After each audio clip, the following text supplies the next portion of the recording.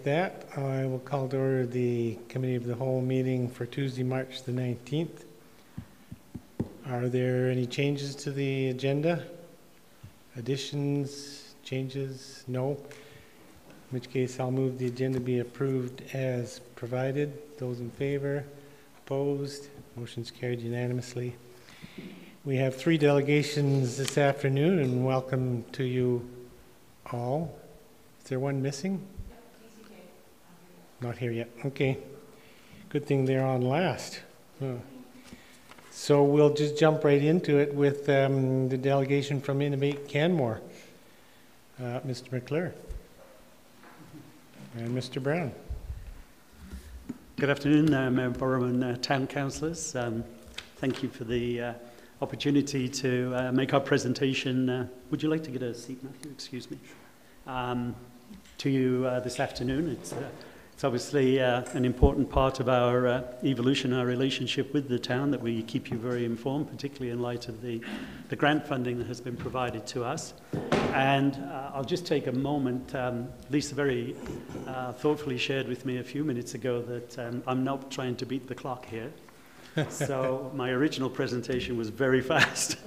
And so we're now able to, Matthew and I will now share the presentation because there are areas of it that he has some very important contributions to make. So, and I understand also if you feel like interrupting us to ask a question, then I understand that's also now available too. But we'll move forward as expeditiously as we can.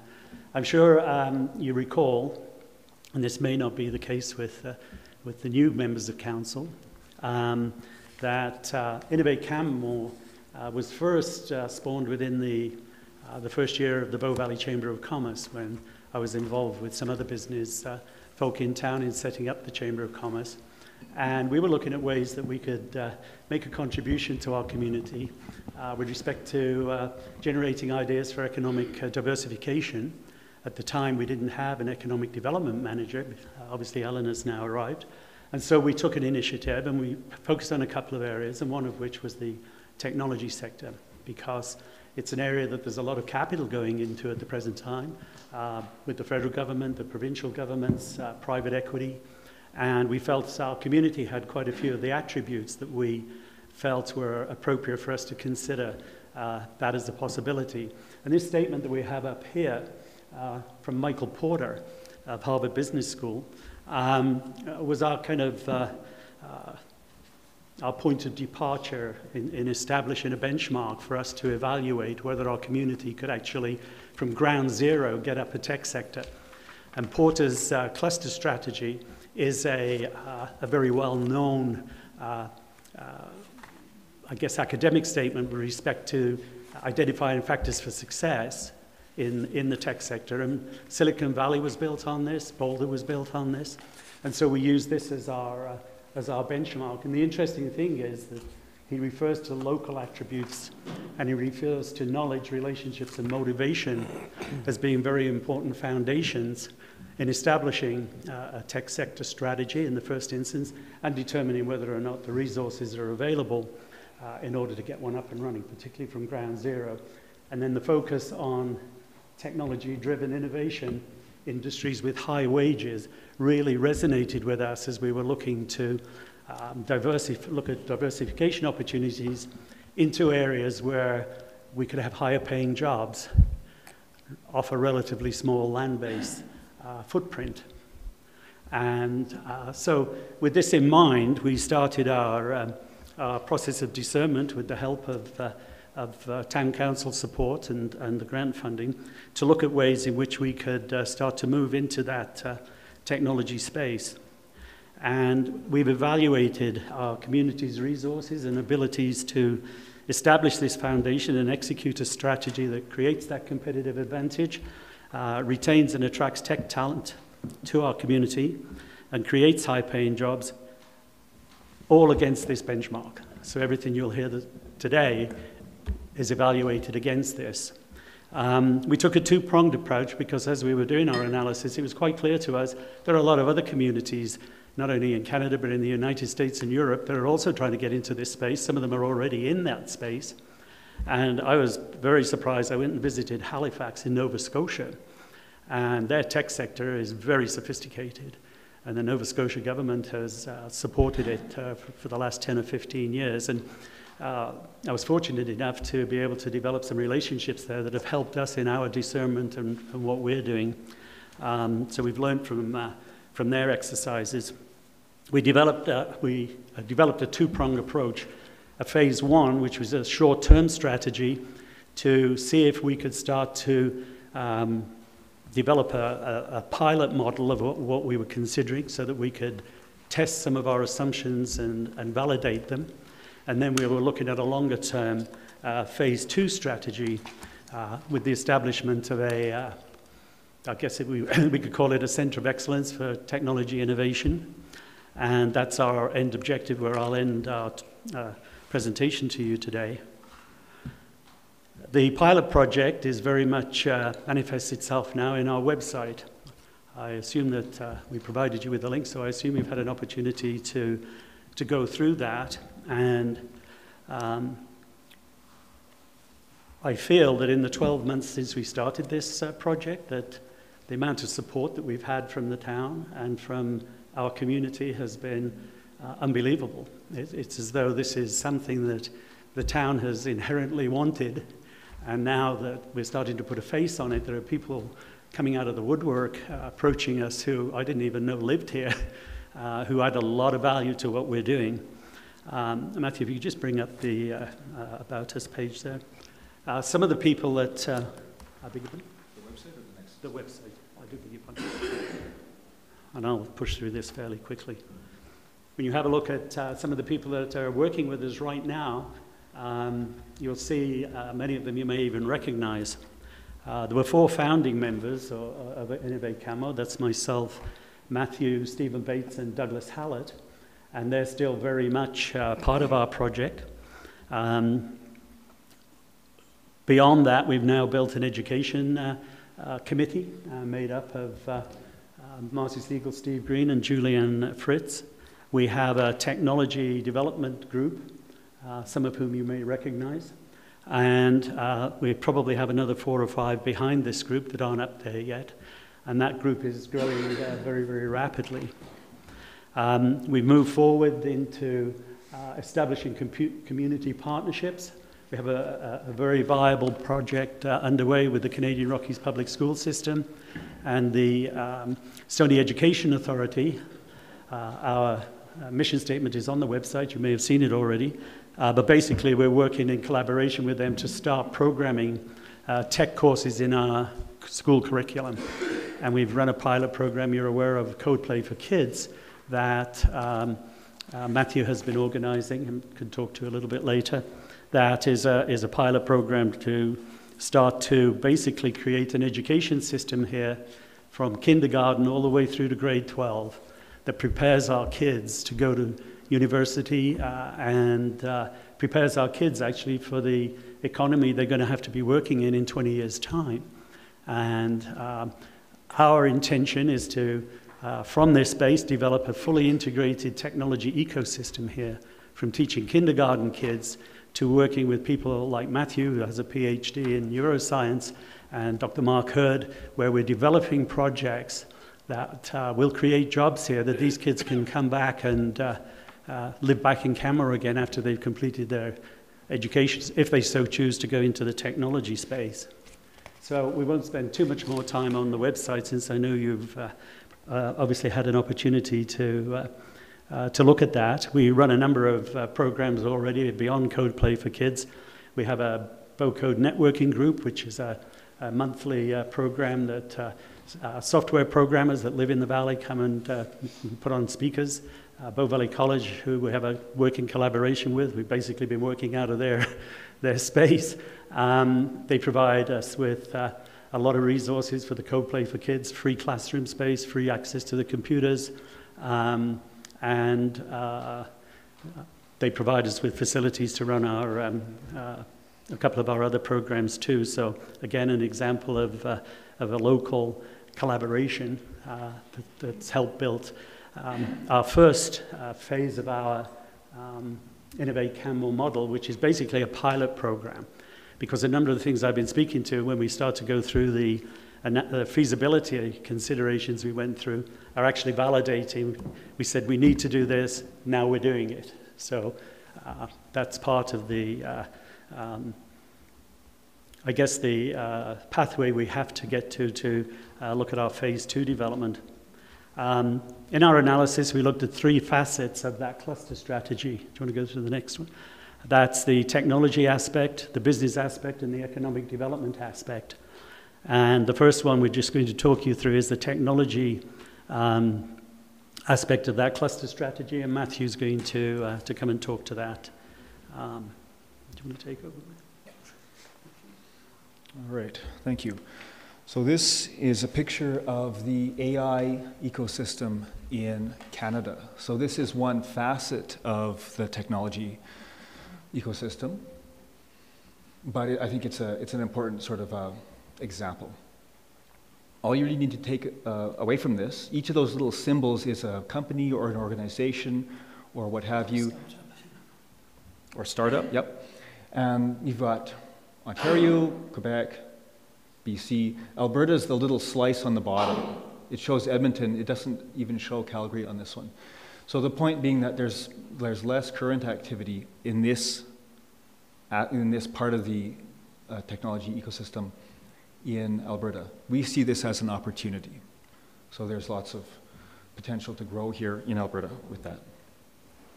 So just some considerations in terms of feasibility for technology, for the technology aspects of the different projects and startups that we'd be considering. Let's see. So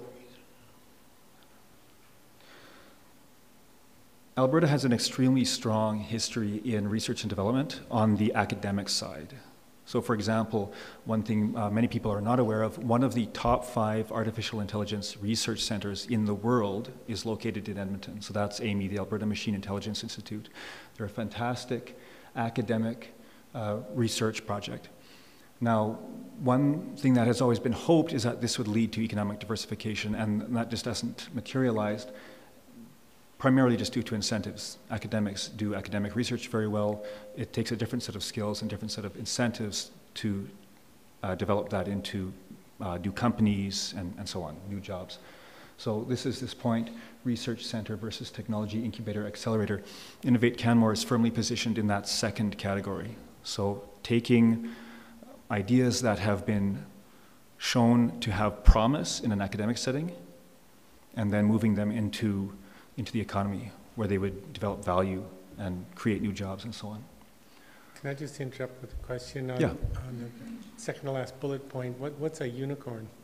So a unicorn is something that grows extremely fast, like Google. So this is the stereotypical Silicon Valley success story. You start off with nothing, investors put in a lot of money, you grow it very fast, and then it has a spectacular sort of success like Google or Facebook. Now, we are not actually interested in focusing on those for a number of reasons. One of them is they need extremely large venture capital input, which is just not realistic here. By large, I mean hundreds of millions to billions of dollars, so extremely large. They're also their risk profile is very extreme, so almost all of the attempts to create a unicorn fail. Something like 999 out of 1,000, or even worse, would fail. So we're not interested in these sort of really extreme bets, basically, in that way. Right. As opposed, we focus more on niche products. So identify a valuable market, something that's underserved, something where we could innovate and serve that, where it's a solid market, but it's got a much higher chance of succeeding. Yeah. And is there, in your presentation, would you be fleshing that out a little bit, the whole notion of niche products? Or we have some examples at the end that will make it more clear. Thank you. Yeah. So let's see where else, software versus hardware. Our initial focus is more towards software, just because there are, again, fewer capital costs. Hardware is harder to develop, so an initial focus on software, things like artificial intelligence, things like virtual reality and so on. Not that we're opposed to hardware, but it's just more just an initial focus, particularly in our phase 1. Councillor Comfort has a question. So also, wouldn't hardware require some kind of facility to manufacture things with parts or? Yeah, there's two aspects to it. So the innovation side is mainly on the design, and that does not require a lot of facilities. Okay. So this would be sort of hardware design. So Apple, for example, is a design company. They create these products, but they don't manufacture them. They outsource that to places in China and so on. Okay. So there is potential for us to do hardware type design, but again, it just has more costs. So we'd be more interested in that in the future. Okay, Yeah. thank you. It's also a very difficult place to launch for a startup to go straight into hardware. I mean, then you're basically a manufacturing business as opposed to a. You'll have to actually speak into the mic. Oh, sorry. I'm sorry. All right. Okay, let's see. Right, okay, so the first point there, creating technological advantage and comparative advantage. There's, throughout all of our projects, we want to identify opportunities where we can make a real difference, not just a small incremental change, but an actual sort of game-changing innovation. And we feel that that's where the biggest sort of, community impact would be, the biggest economic impact would be. And part of that is this idea of technological or comparative advantage. So as opposed to just saying we're going to do something a little bit better, the idea is to create a sort of a very new approach to things that puts you in basically a different category. Yeah, so again, access to tech talent, bolded there. So certainly in the academic sphere and in other spheres, Alberta has a reputation for being cold, which makes it hard to attract international talent. Canmore is uniquely situated in Alberta as a very desirable destination. So this is something this is basically a competitive advantage that this community has in comparison to the rest of Alberta, where we can attract top, world-class talent, people that would like to live here. And again, this last piece, risk-reward analysis, this speaks to sort of what I was talking about earlier in regards to the difference between an academic approach and more of an economic development-focused approach. So we don't have any direct affiliation with university-based R&D. The idea is, the idea there is to not focus on sort of very risky types of development that would require government funding and so on. Instead, we would focus on economic development that has a good chance of being able to come to market quickly, being able to provide jobs quickly, and so on. Yeah, and then just our conclusion there at the bottom, our community is well positioned to adopt a technovation strategy with focus on the successful commercialization of new product technology within the next 3 years. So that sort of encapsulates all of our technology feasibility thoughts on this. And we do think that Canmore is positioned very well in this regard. Yeah. Thank you. Thank you. I'll just pick up a little bit on the last 2 points there that Matthew made. One of the huge limiting factors for any community to be able to get into this technology space is whether or not you either already have access to the type of talent that's needed, software developers, people who work in the type of space, artificial intelligence and machine learning that Matthew does. He's quite a unique individual in that regard. There's only about 3,000 or 4,000 people in the world who can work in that machine learning space. So it's a hugely competitive market in terms of attracting that type of talent to undertake the type of projects we're talking about. We're very fortunate in that in our community, there is a huge amount of tech talent that has been here for some time. Generally speaking, they've chosen to live here and work somewhere else. Many of them, as Matthew, I know, chose to live here for lifestyle reasons. But we're also finding that as we've started to develop Innovate Canmore, we're finding more and more people coming to us to consider moving to Canmore. And we had a very high-level scientist come here a few weeks ago who is in a recruitment pathway with the University of Saskatchewan. And he's a world-renowned scientist in the area of hydronics and sensors. And he has been working in the NASA Jet Propulsion Laboratory in California right up until recently. Has just moved out into a short-term position in Davis, California. I think it's Davis at the University of California.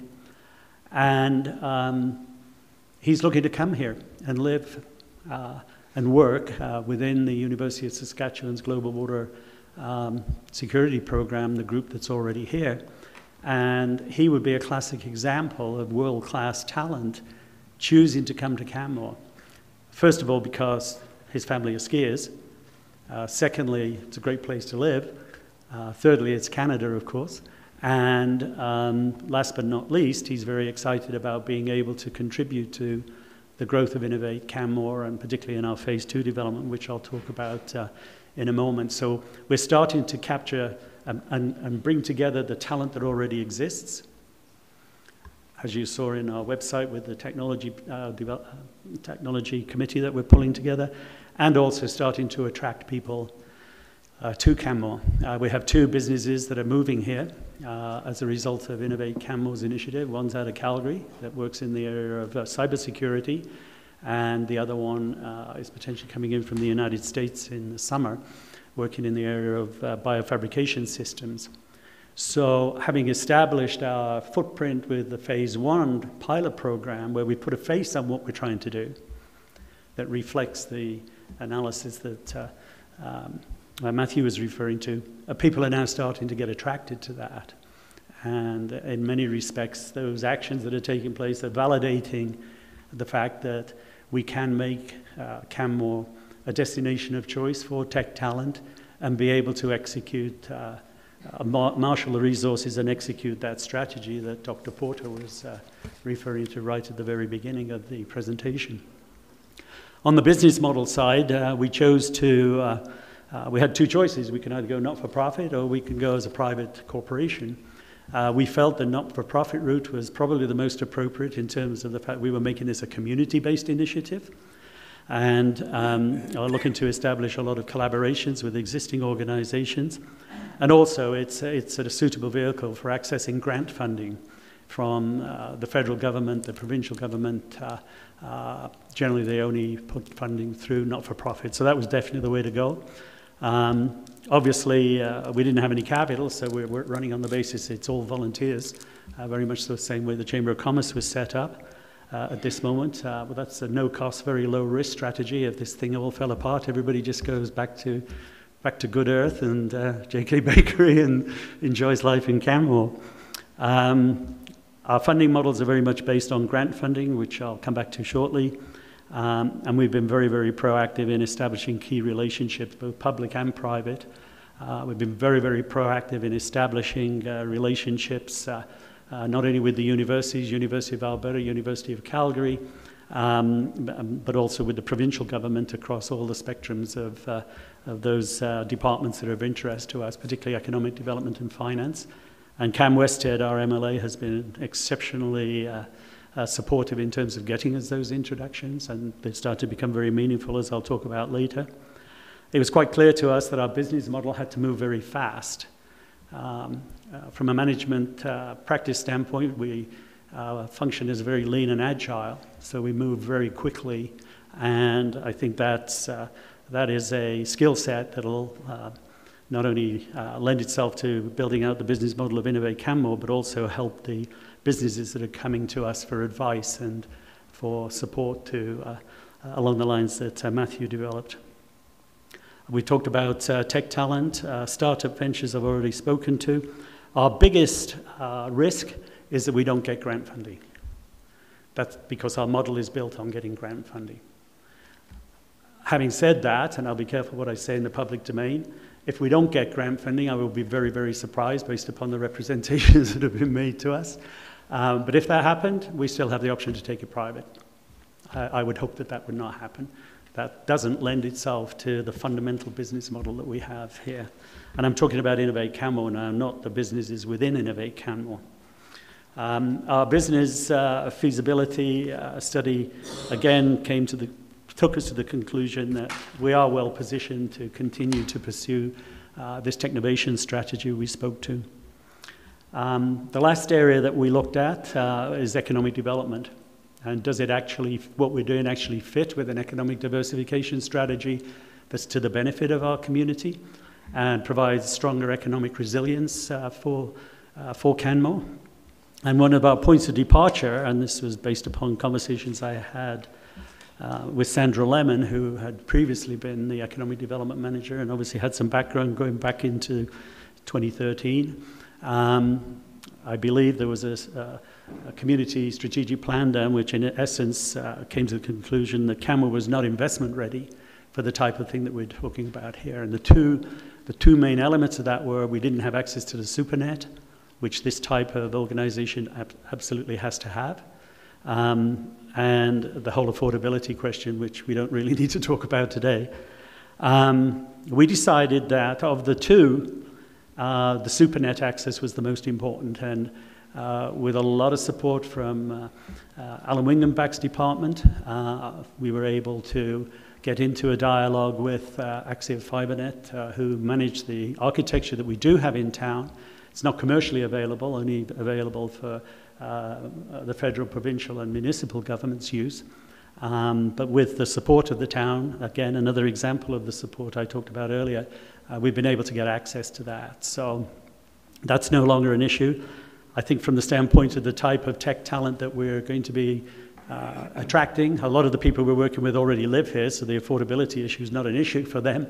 And the people we're looking to attract will be able to sustain and prosper here, just by virtue of the fact of the work that they're doing and the type of income that they're able to generate, because they'll be able to work here and still work for Microsoft in Seattle too. So we can see elements of that type of interface with us. The basic premise here from an economic development standpoint is, and I know we've got some colleagues from the tourism industry coming here in a moment, and this is in no way meant to try to compare what we're doing with what the tourism sector is doing. But if you look at the tourism sector, wherever it is, you generally have very large footprints with higher capital costs. And that's certainly the case in our town here, particularly in the hotel sector. They generally are providing a service-based economic model, which generally doesn't lend itself to highly paid jobs. And quite often, the capital, the return on that capital doesn't stay in our community because the properties are owned by organizations that don't reside here, or they're managed by operations that reside elsewhere from a corporate legal standpoint. So quite often the cash flow gets distributed in dividends, management fees, etc., outside our community. In this industry, the way we're going about it is the returns on these projects will stay here and be spent in our community. And so we feel that as we look at the addressing the contribution to economic resilience here, that will be a very important part of that equation in terms of evaluating how we're doing. I don't know if anybody has any questions on that particular point. It may be quite obvious, but... I see no questions from this crew. I think one of the things that we have really worked hard at is to try and make sure that we have complete buy-in from our community to what we're doing. Whether it's the parents of the kids at the school, or the parents who the kids are in the Code Play program, whether it's a professional like Dr. Mark Hurd, who's spending his own personal time working with us developing projects, and we can talk about that in a moment. The strategic collaborations we've had with the support from the town, from Bow Valley College, has been, and from the school system, has been quite mind-blowing in many respects, for want of a better expression. And for me personally, that's the big takeaway from our feasibility analysis, is that in order to execute Dr. Porter's strategy, it has to have community buy-in.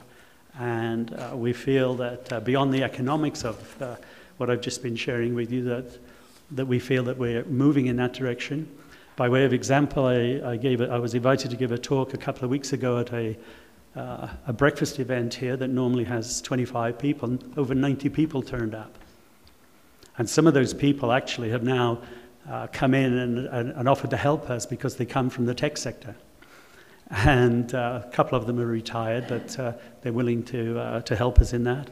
And then we have our launch tonight, and that's totally sold out. We had to close off registrations yesterday because we were exceeding the fire regulations for the arts place. So all these things are very encouraging. Tonight we know there are people coming in from Cochrane, there are people coming in from Edmonton and from Calgary. So any excuse to come to Canmore, eh? But you know, for us who are spending a lot of basically our own time building this model, that's exceptionally encouraging for all of us. Just moving on to the next slide here, the current updates. Just to bring you up to date, beyond the website, we presently have 4 startup companies actually up and running. We'll probably be talking about those, a few of those this evening. One of them is a very, very exciting project in working with Dr. Mark Hurd in the area of biomedical devices, and specifically as they relate to new technologies in the orthopedic surgery area. I won't say too much more than that, but we've got about 6 different projects we're looking at within that startup. And at the moment, it's not a formal startup. It will move into that at some point in the future. But we've been able to bring a team together with different skill sets and to support Dr. Hurd. And bear in mind, we're only 12 months old. We've already got 4 startups with another 2 in the pipeline. We have 2 possibly coming out from the University of Saskatchewan in snowpack analysis sector, which my colleague Bob Sanford, who's sitting in the back there, probably checking out what I'm going to say here. Those are very exciting projects that are going to land in Innovate Canmore. Our estimate is that by the end of 2019, with everything we're working on, we should have about 12 new startups in incubation and acceleration, and at this rate, probably about 20 by the end of December 2020. So that should position us very well for our phase 2 development, which I'll talk about in a moment. Some of the new collaborations, University of Saskatchewan and the Global Water Security Group, who are already embedded here, are looking to expand their presence here, bringing in the type of talent I referred to earlier from the NASA Jet Propulsion Laboratory. We're just started to work, and it's thanks to an introduction from Eleanor, so the system works. One of the faculty at the University of Calgary's Schuler School of Engineering has he connected with us and is starting to work with us on a number of initiatives, including looking at kind of the next strategic level of the development of Innovate Canmore. He has a PhD in innovation and business, so comes from I guess a quasi-academic background, but also from a practical standpoint. Our residency company funding, we're already, some of our residency companies are accessing funding from Alberta Innovates, and we are right now in the process of setting up an angel and venture capital fund here, just with local high net worth individuals. And that will be set up legally and from a governance standpoint completely separate from Innovate Canmore. And we will bring projects to that group, and they can then choose if they wish to invest in them. But here again, it's local money helping local talent to create local new startups. And I could probably share with you who those people are, but it may not be the appropriate thing for me to do in a public setting. But I can certainly do that beyond my public presentation. In terms of Innovate Canmore's funding, thanks again to our collaboration with the town of Canmore. You would recall you provided us with the support necessary to put in an application for funding to the Calgary Foundation. And we did that about a month ago, was it? And we're expecting to hear whether or not our proposal has been accepted sometime at the beginning of April. I think it was for about $568,000 over 3 years. Now that's quite a big chunk from the Calgary Foundation, but they did share with me that they're looking to make fewer but much larger capital dispositions through their foundation granting program, and that economic development in the Bow Valley has a high level of priority for them, and they're particularly looking at organizations that have collaborations with existing organizations. So we were able to really position Innovate Canmore with, our application was a joint one with the town, obviously. Then, the collaborations we have with Bow Valley College and the school system, Bow Valley Immigration Partnership. So we were able to, touch a lot of the bases that they were looking for. We're also, and I think this has been published, through the offices of Cam Westhead, we've been able to get direct access to the Minister of Economic Development and his department, and we're now talking to his department with respect to getting funding from the I don't know if you read, but I guess it was a little bit of a political play. Bear in mind there's an election coming along, but the provincial government's put aside $100 million for investment in AI type initiatives that we're doing. And then they followed that up with another 30 million a couple of weeks later, which may have some resonance with us. But this is not grant funding we're talking about with the minister. This is direct funding to help get Innovate Canmore up and running. So irrespective of whether the government changes or not, that will remain in process. In fact, we may very well, depending on when they drop the writ and have the election, we may very well find out about that before then. Writ was dropped today. Oh, was it? What do I know? Okay. And so we got 28 days, have we, from now? Okay. Beyond that, we do have access to federal funding opportunities too. With the feds, though, you've got to be able to come and demonstrate you're actually up and running, and there's critical mass to what you're doing, as opposed to saying, well, we're thinking about doing this. And I think we're well positioned to start looking at accessing that funding too.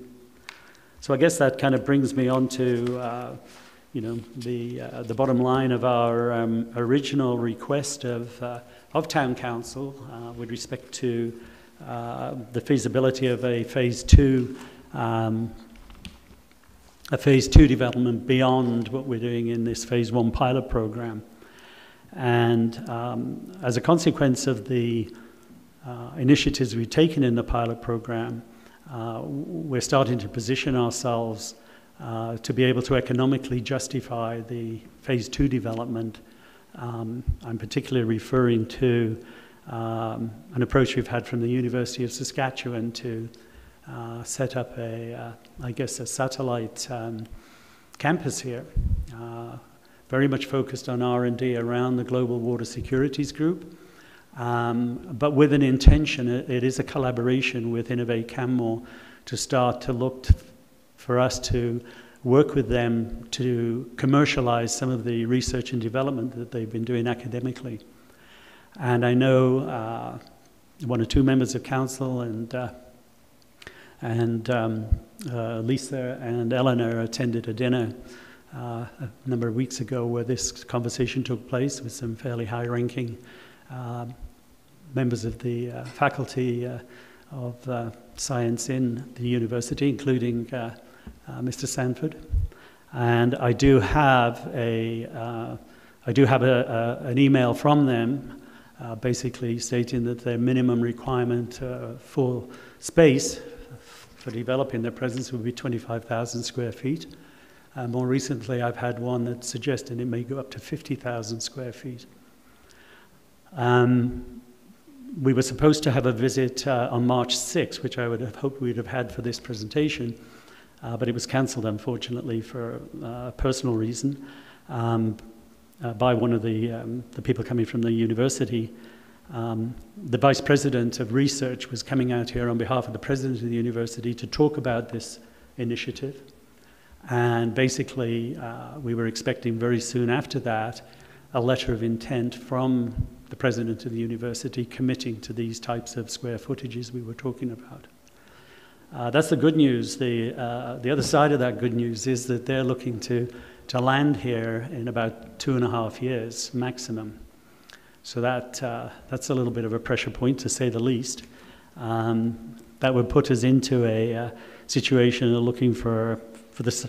That's just for the University of Saskatchewan, is the 25 to 50,000 square feet. Innovate Canmore is going to need probably another 15 to 20,000 at least by the time we get to that point, because all these startup companies will have started to mature and they're going to need somewhere to operate out of. So between the two, we're probably looking at a 50 to 75,000 square foot facility, maybe built out in 3 different phases, maybe at 25,000 at a time, campus style. The land requirement for that, I understand, to be about 3 to 5 acres. And obviously it raises the question, how much is that going to cost? You're obviously talking over the course of a 75,000 square foot build out, you're looking at something equivalent to an Elevation Place in terms of square footage. So you're certainly looking in the $30 to $35 million range. Now, notwithstanding the fact that the writ has just been dropped, the Deputy Minister of Economic Development, who tends to continue even if the minister changes, they're part of the part of our funding request is going to include funding for phase 2. So there's operating funding for phase 1 and capital funding for phase 2.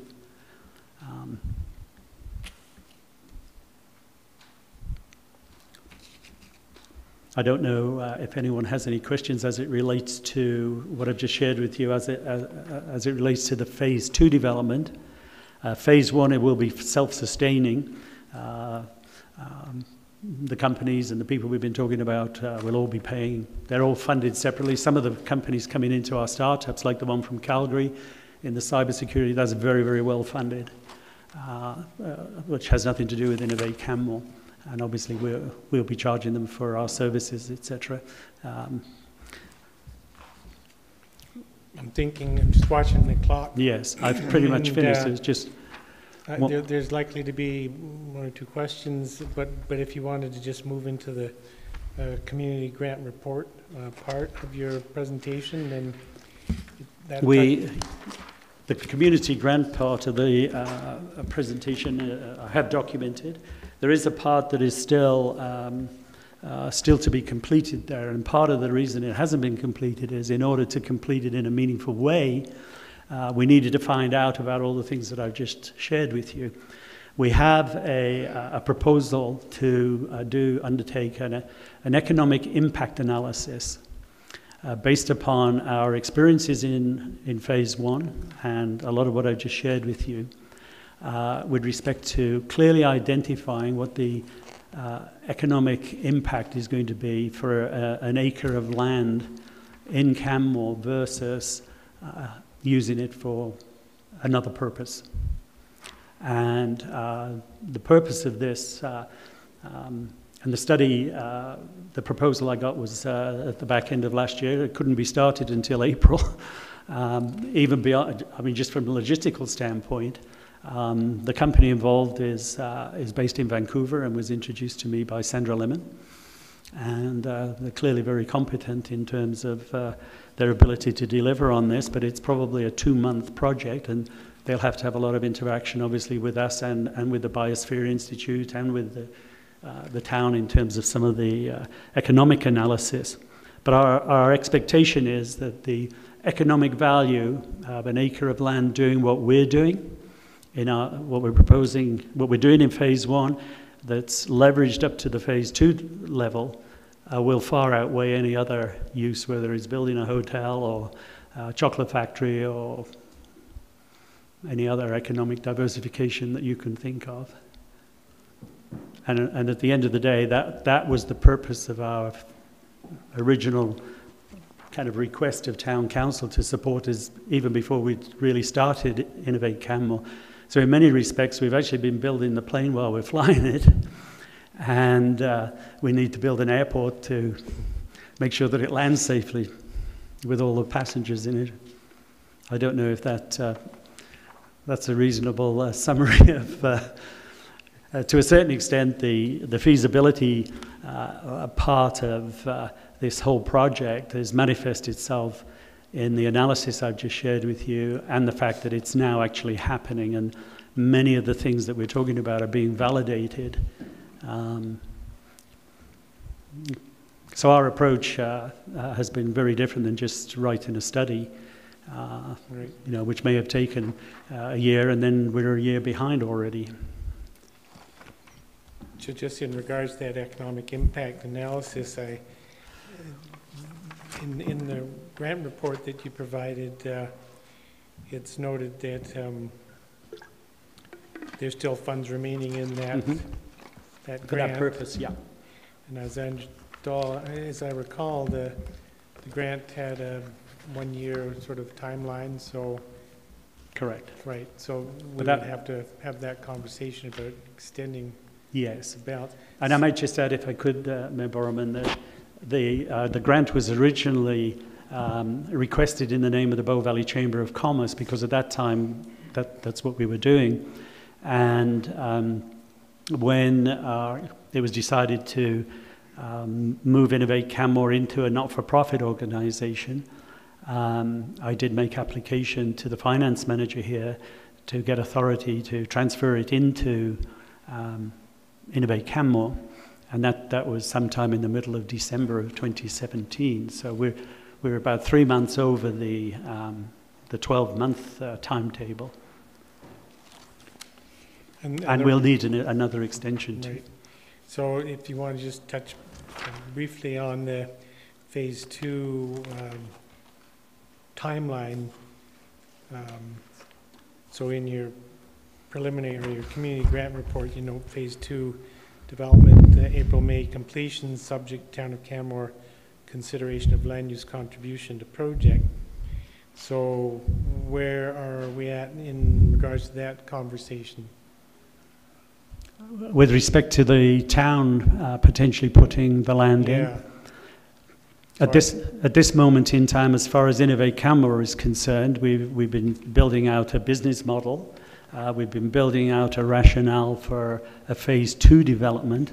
We're very cognizant of the fact that the land base that's available to us to place that here in Canmore is quite restricted. We've been approached by a couple of other developers, but it's always been our intention, bearing in mind that this is an economic development strategy that's very community-based, that a continuing collaboration with the town and possibly with the province and with a major university in this case, would actually provide a very sound economic foundation to justify the town of Canmore considering the possibility of putting land into the project in some way, shape or form. Great, and we'll have those conversations. If I may say, excuse me, Member, very quickly, if I may say, that's the purpose of working out what the economic value of an acre of land, building out what we're talking about here versus something else. Councillor Sanford has a question. Thank you, Your Worship. I do have a question for you on the feasibility considerations under business. I think, well, I'm not sure, it's page I can find it. 3 of your presentation. I think it might be back one. No, Slide 4. It's the business. titled, Page 4. Yeah, it's the business. is it your page 4? No. When you, No, next. I think maybe the next one. The- Yes, that yeah, one, that one. There are 2 So- pages of it. I was trying to understand your formatting intent here. So from what I understand, the bolded text is what your choice is? Correct. That's your That is- selection, right? that is So your correct. choices are there, but your selection is bolded. Correct. And there were some other choices too, but they Right. didn't have the weight. We Okay. boiled it down to 1 or 2.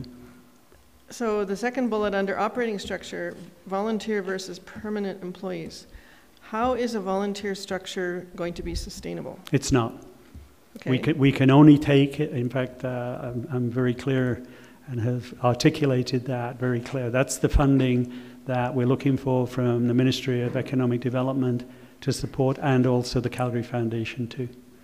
So is this a point in time that you're talking about here, or is this a go forward? Because permanent employees is not the selected operating structure. Well, this was the result of our analysis to get us to where we are today. So feasibility considerations. And volunteer is what is bolded. That's what I'm understanding as your selection. Correct, but if I bolded permanent employees, we don't have any. So it's our intention to move from, I understand your point, okay. Councillor, to move from volunteers to permanent employees. So you're telling me that at this point in time, it's a volunteer organization? And has been from day one, yeah. Okay. Yeah. But ultimately, your choice as you move forward will be to have permanent employees? Correct, yes. Okay. And are your other choices going to change? They may that are do. not bolded? Yeah, it's a dynamic plan. Okay. Yeah, at the moment, pretty much everything that I've shared with you is already happening. But in the event, I mean, for instance, if we do not get grant funding, then we have to pivot very fast and decide whether or not to just take the whole initiative private. And you also suggested that you go back to the coffee shops. But that's not a choice you want to make, right? No. Okay. No. And I know I can find the investment out of the community of Canmore, so it would still be a Canmore initiative, but this doesn't lend itself to, in our community, to a private initiative. It really doesn't. Private as in terms of privately funded or privately run? Well, privately owned. Privately owned. At the moment, this is structured just like the Chamber of Commerce in that there are 4 members, that's the 4 founding members, and we have a second class of membership that eventually I'll be looking to go to other institutions to buy those memberships. You know, major banks and investment companies and people like that. Thank you. Mr. McClure, just to sort of bring this to a conclusion, because I know there's other delegations waiting. So where we're at right now, there's 2, I mean, that report was very detailed, and I appreciate that.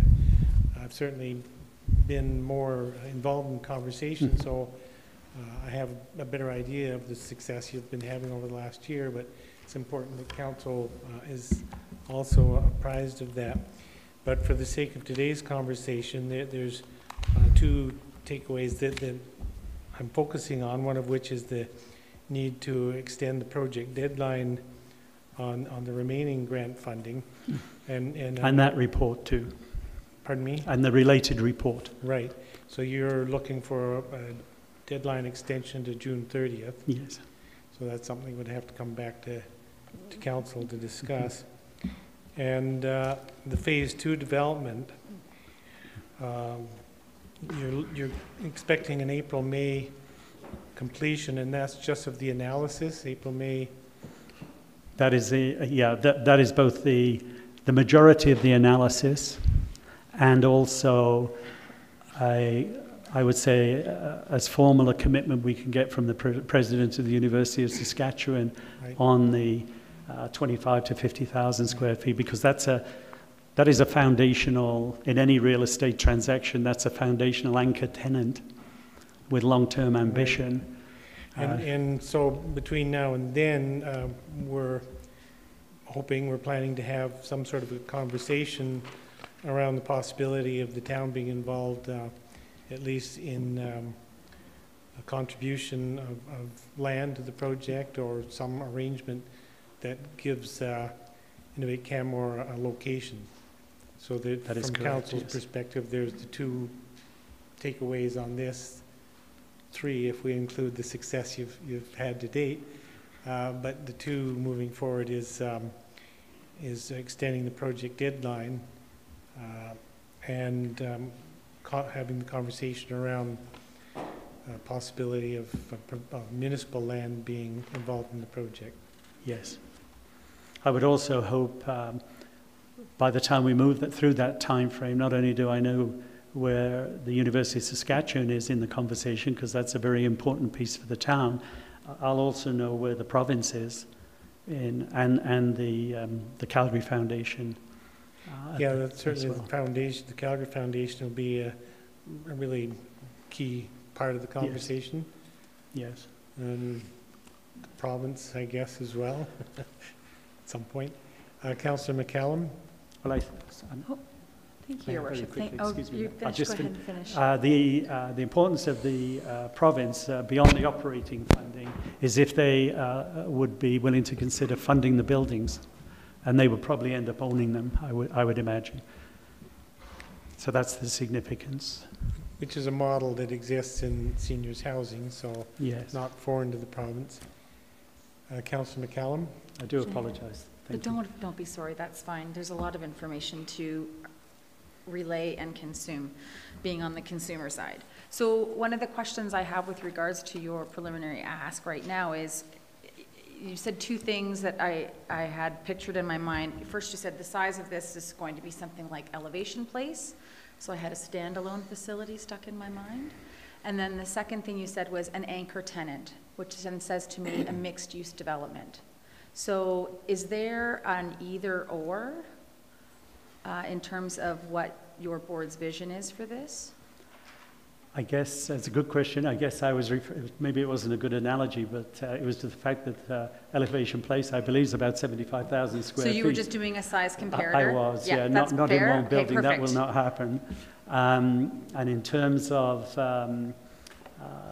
the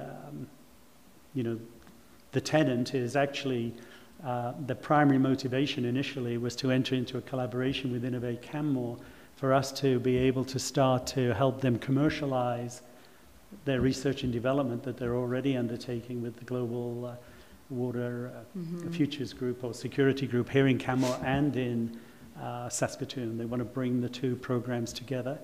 I think there's about 18 to 20 researchers already here, but they want to expand that number and probably bring the researchers from Saskatoon to Canmore. So their presence here will be a research and development function, but interfacing with Innovate Canmore for us to support them in commercializing many of that, of the research that they're doing. And there are a So couple for of that, you need to be co-located, yes, but you could yes. be in any kind of mixed development of any sorts. You don't require, you just need to be attached to the supernet. We of definitely have to be electricity attached to the supernet, yes, Yes, without so any those shadow two. of a doubt. Yeah, of course. Yes, close of by. course. And in terms of a mixed use within the building, probably that would not work very well. As it relates to a particular site, if part of it was for, a research, an innovation center, and then over here there was something else, probably that's not a problem. So you want a standalone building then? We're looking at probably 2 or 3 standalone buildings Okay. that would house different functions within the research and commercialization of research technology. Okay, I need to talk to you at another time to understand why later, because I Okay. won't waste everyone's time. But thank you very much for that answer. We can do good at Earth, I think. I think at this time we're going to have to move along, but there's opportunity for sidebar conversations, of course, with Mr. McClure and Mr. Brown and Mr. Sanford about the U of S involvement. Are there any other questions at this time for Mr. McClure? Seeing none, thanks very much for your presentation. I'll look forward to the launch this evening at Arts Place. Hopefully council will be, our committee of the whole will be done by 5 and we Yes. can make it. If not, we'll all come here. Yeah, I'll ask TCK to keep it brief, huh? Thank you very much indeed. Yeah, thank you. Okay, thanks very much. And with that, we'll move on to the Banff Canmore Community Foundation delegation. Mr. Fisher presenting.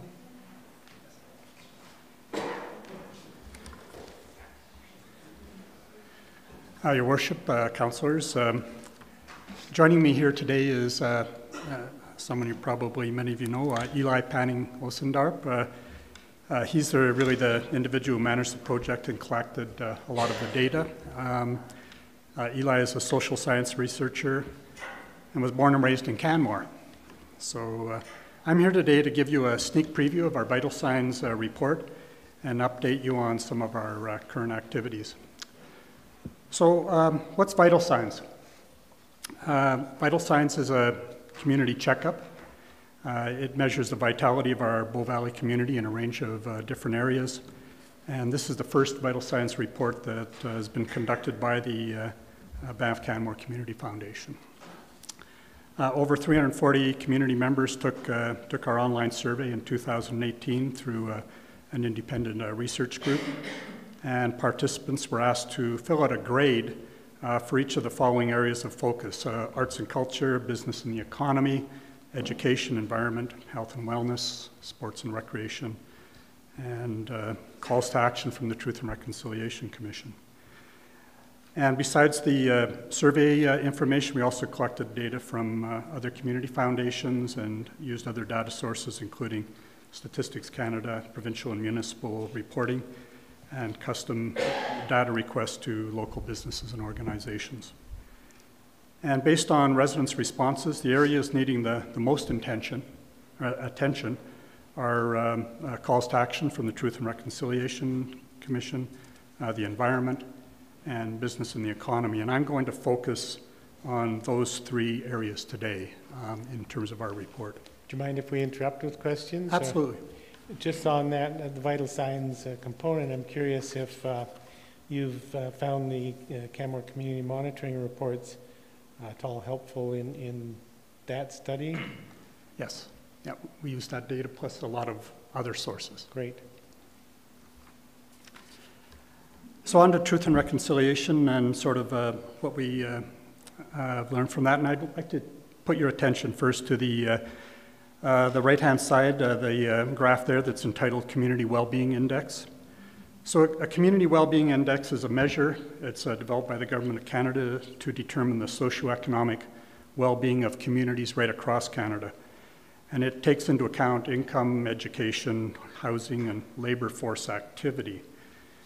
Now, there are some aspects of well-being, such as health, culture, and happiness, that aren't taken into account in this index, and that's due to the lack of reliable data from a variety of sources. But if you look at the top line there, the blue line, the well-being index for non-Indigenous communities in the Bow Valley, places like Canmore, you can see that it's quite a high ranking. In fact, Canmore has one of the highest rankings of any community in Canada. And as you can see, non-Indigenous communities are, for the rest of Canada, are ranked relatively high as well. And if contrast, you look at the bottom line there, that's a yellow line. That graph represents the Indigenous community in the Bow Valley, in other words, the Stoney Nakoda Reserve. And not only is the Community Wellbeing Index far below the index for non-Indigenous communities, it's also lower than other Indigenous communities across Canada. In fact, it's one of the lowest ranking communities in Canada. So closing that community well-being gap between communities in the Bow Valley, when you can contrast and compare the community in the Stoney Nakoda Reserve with a community like Canmore, it's significant. And we really feel that that's a priority for residents in our valley to figure out how best to address that. And as a first step, and in line with comments that we received from respondents, our first call to action in this regard is to provide more opportunities for cross-cultural learning, opportunities to learn about our neighbors, regardless whether they're upstream the valley or downstream, and get a better understanding from a cultural point of view. Turn next to business and the economy, and in particular, affordability. So it's not surprising that from a business and economy area focus, the most critical priorities are growing and diversifying the economic base of the valley. And you've just heard very clearly from Innovate Canmore about how significant and what some of the opportunities might be there. The second one is obviously increasing the supply of affordable housing. We heard this across the entire valley, not just in Canmore. And if you look at the top right-hand corner again, this is a comparison of spatial price index. And the spatial price index is a tool useful for comparing costs of goods and services from one community to another. And this was developed by the province of Alberta. And so this is province of Alberta data. And in that basket of goods and services are a variety of food items, both fresh and processed foods, restaurant meals, personal care products, household supplies, equipment, recreational leisure, transportation, clothing, shelter, and utilities. And if you take a look there, Edmonton has a score of around 100. It was used as the benchmark community, and then other communities are compared against that. And so if you look in the case of Canmore, which was the only community that was assessed with this index in the Bow Valley, you can see that the index here is significantly higher than it is elsewhere in Canada. So our call to action here is, how do we as a community encourage and support a more diversified and an inclusive economy? And certainly we've heard from the gentleman from Innovate Canmore about some of the ways that we can pursue that. And that certainly has a lot of resonance here in Canmore. Different solutions need to be looked at in different communities, depending where you are in the Bow Valley. And there was a bit of discussion this morning about ways of increasing affordable housing, coincidentally. At an earlier meeting. I can imagine. The third,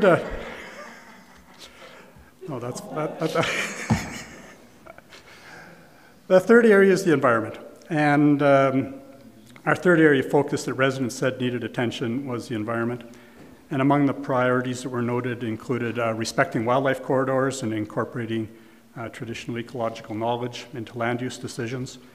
And on the latter, we've seen results with that from some cooperative work that's been done on grizzly bear research, a species at risk that was coordinated by the Stoney Nakoda Tribal Council on work that was done out in Kananaskis country. But as a community foundation, we realized that there are a number of agencies already working on issues such as wildlife corridors, including the Human-Wildlife Coexistence Technical Working Group, and obviously the town of Canmore and many others are involved in that work. And this truly is a perplexing issue, as you are fully aware of. And the role that we see in that particular area is if we can add value to the work that's already being done by that technical group, or if we can help convene meetings or advance solutions that maybe are more appropriate coming from an independent third party or a community-focused, community-oriented group versus municipalities, the provincial government or Parks Canada, then that's an area where we certainly are more than willing to step forward. And under our call to action under this particular category, also based on feedback from respondents, is how do we as a community ensure that the Bow Valley maintains its ecological integrity in the face of climate change. And although it was recognized as a high priority, it's maybe not a surprise that the responses on what to do about this were hardly decisive. And a lot of different thoughts on how to do this. And I know that there's a meeting this evening on Bow Valley Climate Action Group are coming up, and that will obviously be an area that we'll continue to monitor and pursue and help us provide leadership as necessary. So that's just an example of 3 of the 7 different areas of focus. We are planning to launch the entire Vital Signs report to the public later in April. And at that time, we'll certainly be inviting council and the general public to participate in the launch of that report, and also have an opportunity for people to sit down and have discussions around how do we respond to the calls to action in each of those areas. I can say that, the areas of arts and culture, sports and recreation, both of those areas scored very well, and from a community response point of view, feel that we're doing a great job. Less so in the areas of education and health and wellness, but those 2 areas in particular, the people of the Bow Valley are quite happy with the services and facilities that are provided. Other things that we're doing, many of you are aware of the recent announcement of an endowment with the Canmore Public Library Endowment Award.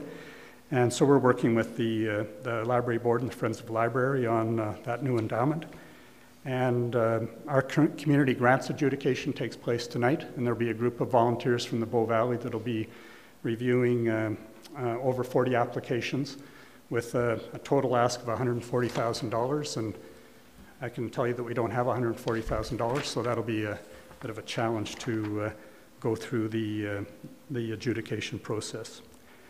Our staff and board are also continuing to meet with current and potential donors to help us fund programs such as those community grants that will be announced or will be going through a jury process this evening on.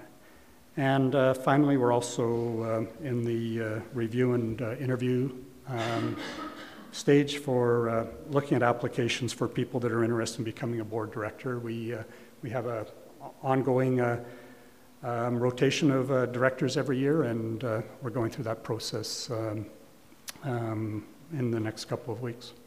So, Your Worship, Councillor, that's just a bit of an update in terms of where the Banff Canmore Community Foundation is at the moment. Thanks very much for that. I have a question, and it's interesting work that you've done around the vital signs, and certainly resonates with the work we've been doing in similar ways. It's not clear to me where the foundation goes next with these three areas: truth and reconciliation, affordability, and the environment.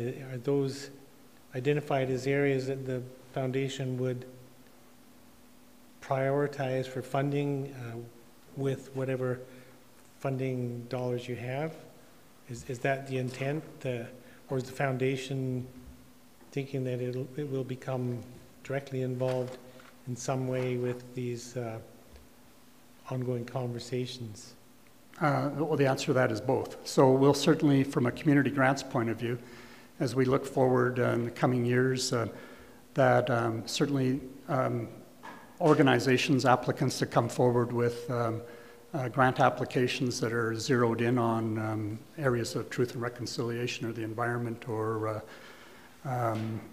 affordability or business innovation and whatnot, those will certainly have a higher priority in terms of where we'll look in terms of dispersing dollars. But in some cases, we also have an obligation from some of the funds that are have interest-based direction and fund direction in terms of where we can go, is that ones that are associated with seniors programs and affordability, then obviously that'll be a high priority for us. But and we have others that are focused on arts and culture and sport and recreation. So those will continue to exist, but where we have more discretionary dollars that we can move from different areas, we'll be pursuing those with a little bit more veracity maybe than some of the other ones.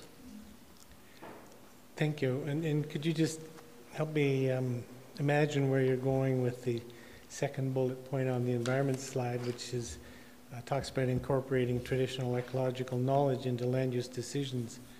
What's fueling that thought? Well, response from residents, and also it's just a best management practice that's starting to be adapted right around the world in terms of taking Western science, but also traditional ecological knowledge that comes from First Nations and in this area, taking advantage of that expertise so that we actually, when it comes to making decisions, whether it's an agency like Parks Canada or it could be a municipality, is that they have that full spectrum of information and knowledge, whether it's coming from a traditional ecological point of view, which might be based on First Nations history, culture, and storytelling, and their observations over millennia, as well as Western science, which will come at it from a different point of view. So it's a way to broaden and deepen the understanding of all the information that's available before decisions are made. Okay, thank you. Are there other questions from members of council? Thanks very much for being here today and for your presentation. Thank you, and we'll invite you to the public launch. All right. When's the public launch, did you say? When's the public launch? April. April, thank you. Great. Okay, now we'll move on to the third delegation, which is Tourism Canmore Kananaskis, to speak about the tourism strategic plan. Is Mr. Rousseau speaking? No. He's here. He just went to take a break. Okay. Yes. While there's a pause, there's been some exciting news that's just developed. The Flames are signing Luke Philp.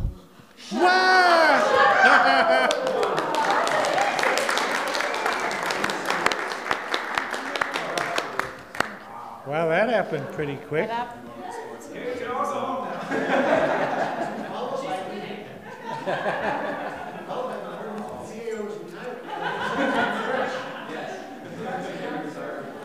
Wow, that's great news.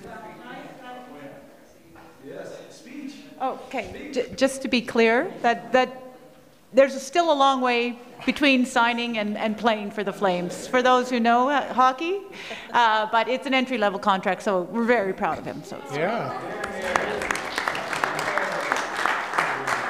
Very exciting. Thanks for breaking into the meeting with that information. Stop that, Justin. And he's with the Golden Bears right now? Yes. Yes, I heard that. Yeah. Congratulations.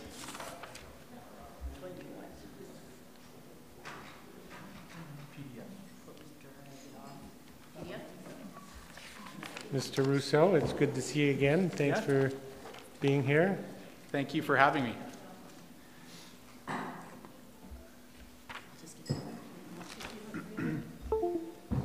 Yeah, that's a good idea.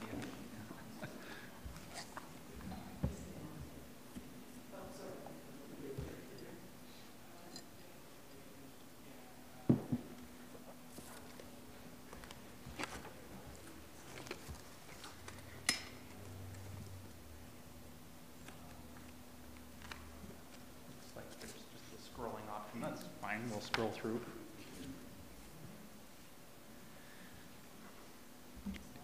Well, thank you for having me, Mayor and Council. Pleased to come here and speak to you this afternoon in this beautiful sunny day in Canmore about the Canmore Kananaskis Community Tourism Strategic Plan. Just want to take a few minutes and go through a presentation to talk about the journey that has led us to today in terms of strategic planning and talk a little bit about next steps. So we're referring here to the February 28th draft strategic plan. So I assume people have had an opportunity to review the document and are well armed with questions and comments and all that kind of thing. So we want to talk a little bit here about the overall purpose of the community tourism strategy. And that is to provide a clear vision to the community.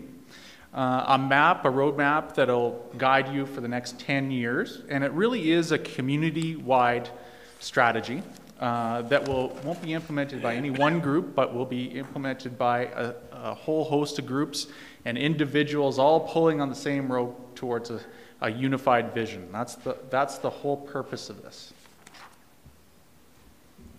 Right now, we are nearing the end of the process in the phase 4, which is the draft strategy phase. And the final strategy is planned to be completed by the end of the month. We had an excellent community meeting last week where we presented this material and got some feedback on the draft strategy. There was a good group of individuals and groups out. Around 80 people attended.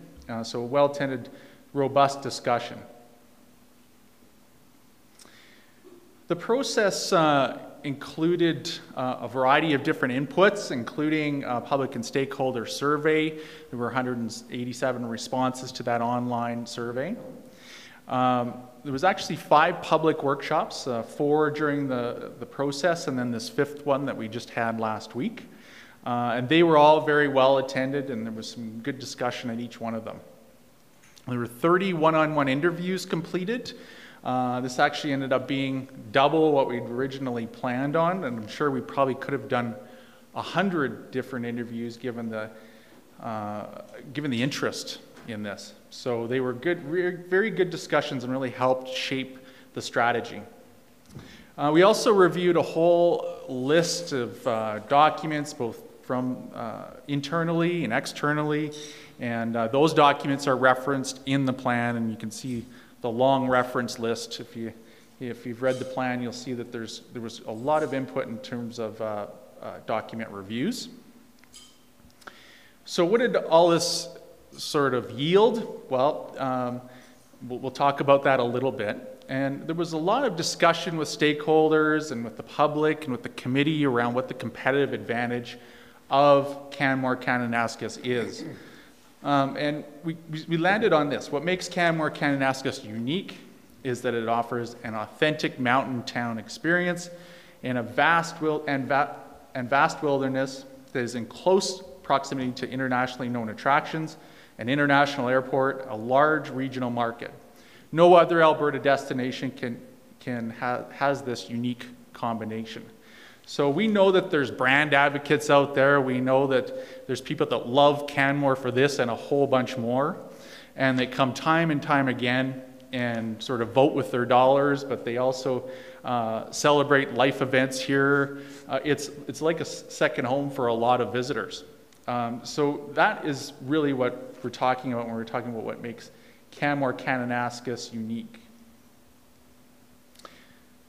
So if you have these attributes and you've got an excellent competitive advantage, why change? What is the purpose of a strategic plan? Why would you move in any different direction? Well, turns out there's a host of reasons why you would. We know that you're quite busy during the peak summer months, yet some businesses struggle in the off-season to keep staff, to generate revenue. So there is a considerable pressure in the shoulder seasons to have a sustainable business year-round. We know that growth in visitation is likely inevitable, yet there will be impacts to the environment, to businesses, to residents. And so if it's busy now and it gets busier in the future, how can we make sure that that is going to be something that's sustainable, something that is going to be help residents have a high quality of life and visitors have a high visitor experience? There needs to be a cohesive plan to retain the region's authenticity and to maintain its attractiveness so it doesn't erode that very thing that makes it special. And the last point here, and this is probably the most important point, in that all stakeholders need to find common ground to work towards a shared vision for tourism. And that is something that has been missing in Canmore Kananaskis in recent history. And so what this plan tries to do and attempts to do, I think has gotten some pretty good traction, is find that common ground. And that will be critical to move the destination forward. So what's the vision? We split the vision into a 5 and 10 year. In 5 years together, we will be implementing a highly successful, sustainable tourism program that will have captured the imagination of visitors and stakeholders.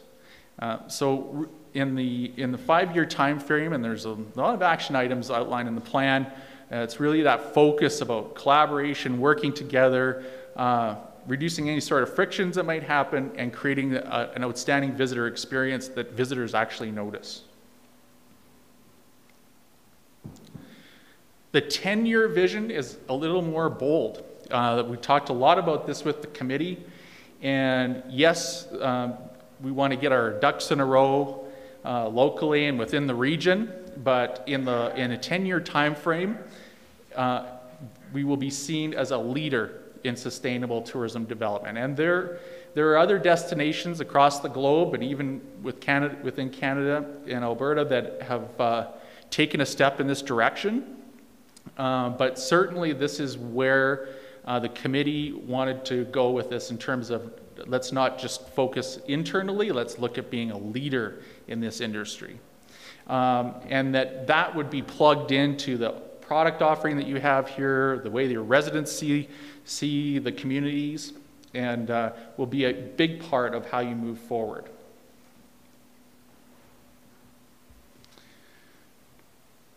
So what do we mean by sustainability? Well, really it's the intersection of the triple bottom line approach, where we're really focusing on the three pillars, which are social, economic, and environmental pillars. And finding that sweet spot in between there where initiatives support all three.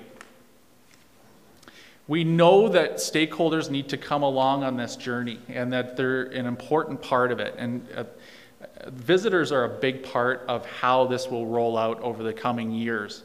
Attracting niche-based visitors that support this vision, having tourism product that will support the vision as well, engaging visitors on an ongoing basis in nature-based programming, for example, and programming that connects visitors to the sustainability efforts that you're doing. We know that businesses are critical to the implementation of this. They're on the front lines delivering services to visitors, and that they have such an important role to play in delivering a sustainable tourism program.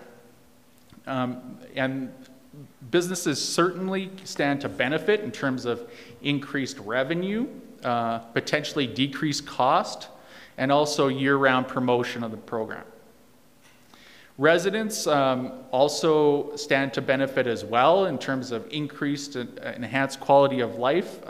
We know that residents are also extremely important to the visitor experience. When you're a visitor and you go to the grocery store and someone says hi to you and directs you somewhere and is happy that you're there, it really makes a big difference in the visitor experience. So we want to make sure that residents are along with this and participating with this as well. We know that governments have a difficult job of balancing all three of these pillars on a day-to-day basis. The plan talks about the importance of each of the stakeholders coming forward with a triple bottom line approach to all levels of government, and that governments would most likely be favorable to that in terms of the community actually cooperating and also coming forward with a triple bottom line approach. Non-government organizations as well stand to benefit from this strategy as well and can participate in a whole host of ways. And we tested this on the third and fourth workshops, this whole approach, and it got pretty good support from NGOs and residents as well as businesses. Can you just, do you mind if I interrupt with a question? Go ahead. Yeah. The workshop you're talking about, what sort of NGOs, who are you talking about? Well, it would be a whole range of non-government organizations that would offer a whole range of services, and you've got a long list. You know, some might be environmental groups, others might be business groups, or you know, there was a couple NGOs in here presenting today already, right? So it's a range. And they were all involved in that session that you're talking about? There was a wide variety of NGOs, pretty good representation. We'd have to get the exact list of those that were involved, but sure. Okay. I was impressed with the range. Great. Yeah. Thank you. So how can this change happen? In appendices to the strategy is a change management approach, a change management strategy. And right now, Canmore and Kananaskis are in a traditional tourism model where economic, social, and environmental realms are competing mostly. And not to say that there isn't cooperation, because there is. I mean, this whole process is an example of what the community is doing to cooperate and how it's working. But certainly there is room to grow there. And we would be moving into a transition state where we'd be letting go of the old paradigm and welcoming in the new. And what we want to make sure we do in that process is supporting stakeholders and identifying those that might need a little bit more time to come along and what their needs are, and working with them. And we know that there'll be early adopters, those organizations and individuals that will jump in with both feet in day one. We know that there'll probably be others that will take a little more time to sit back and see how it goes. And that's okay. Everyone's at a different state of change.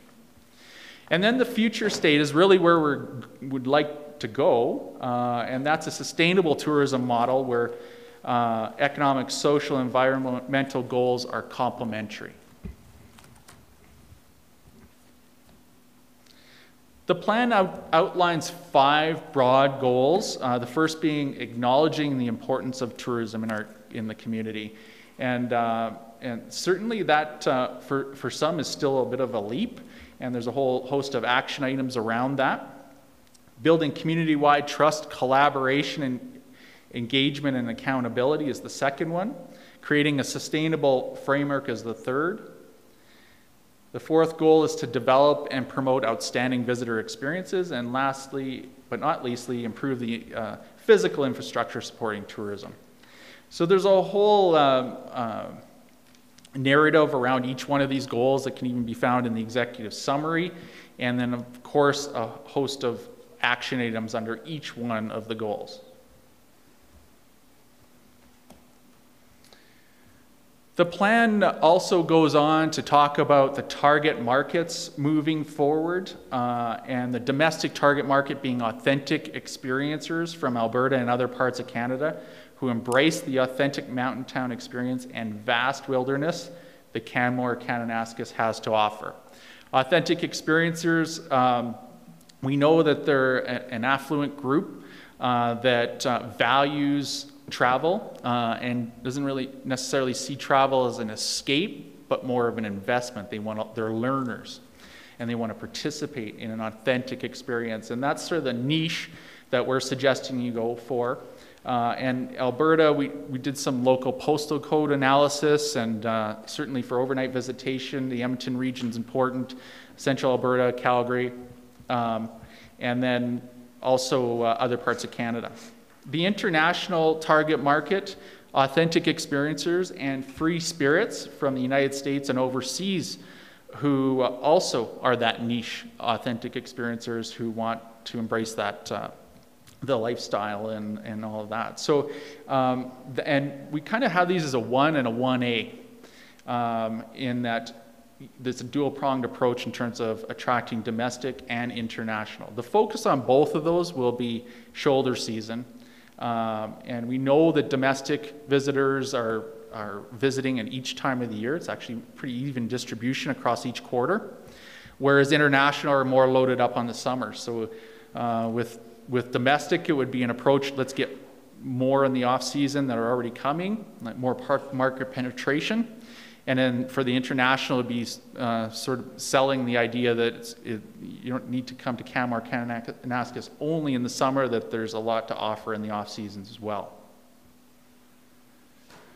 The plan talks about the types of experiences you would focus on developing over the next number of years. Right at the top of the list is nature and sustainable programs, and making that link between the visitor and nature, and facilitating that. And whether that means scaling a mountain, but for a lot of people it might be an in-resort experience that can achieve the same objective. But it's that making those connections will be such an important part. We know also that meetings, incentives, conferences and exhibitions, the MICE, so destination weddings would be an example of that, other meetings and conferences, especially in the small to medium-sized conferences are important to the community and will continue to be so through the implementation of this plan. Cultural and history is a central part also of what you're offering, dining and shopping, sport tourism, and health and wellness.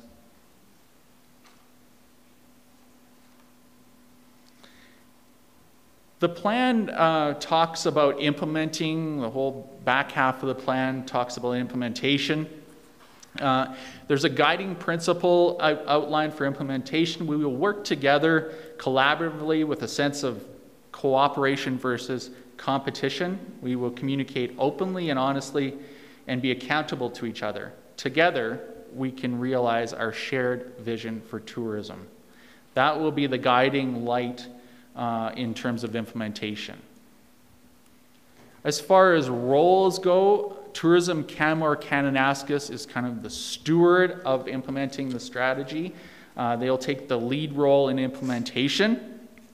The town will have a very strong partner role in that implementation. In future slides here, we're going to talk a little bit more about that. The Tourism Roundtable is an important part of this as well, where there's multi-stakeholder forum, where individuals and groups can come and share their experiences in implementing the strategy, communicate and collaborate. And the committee felt strongly that we needed to have an existing committee here that would serve this purpose, and that's the Tourism Roundtable.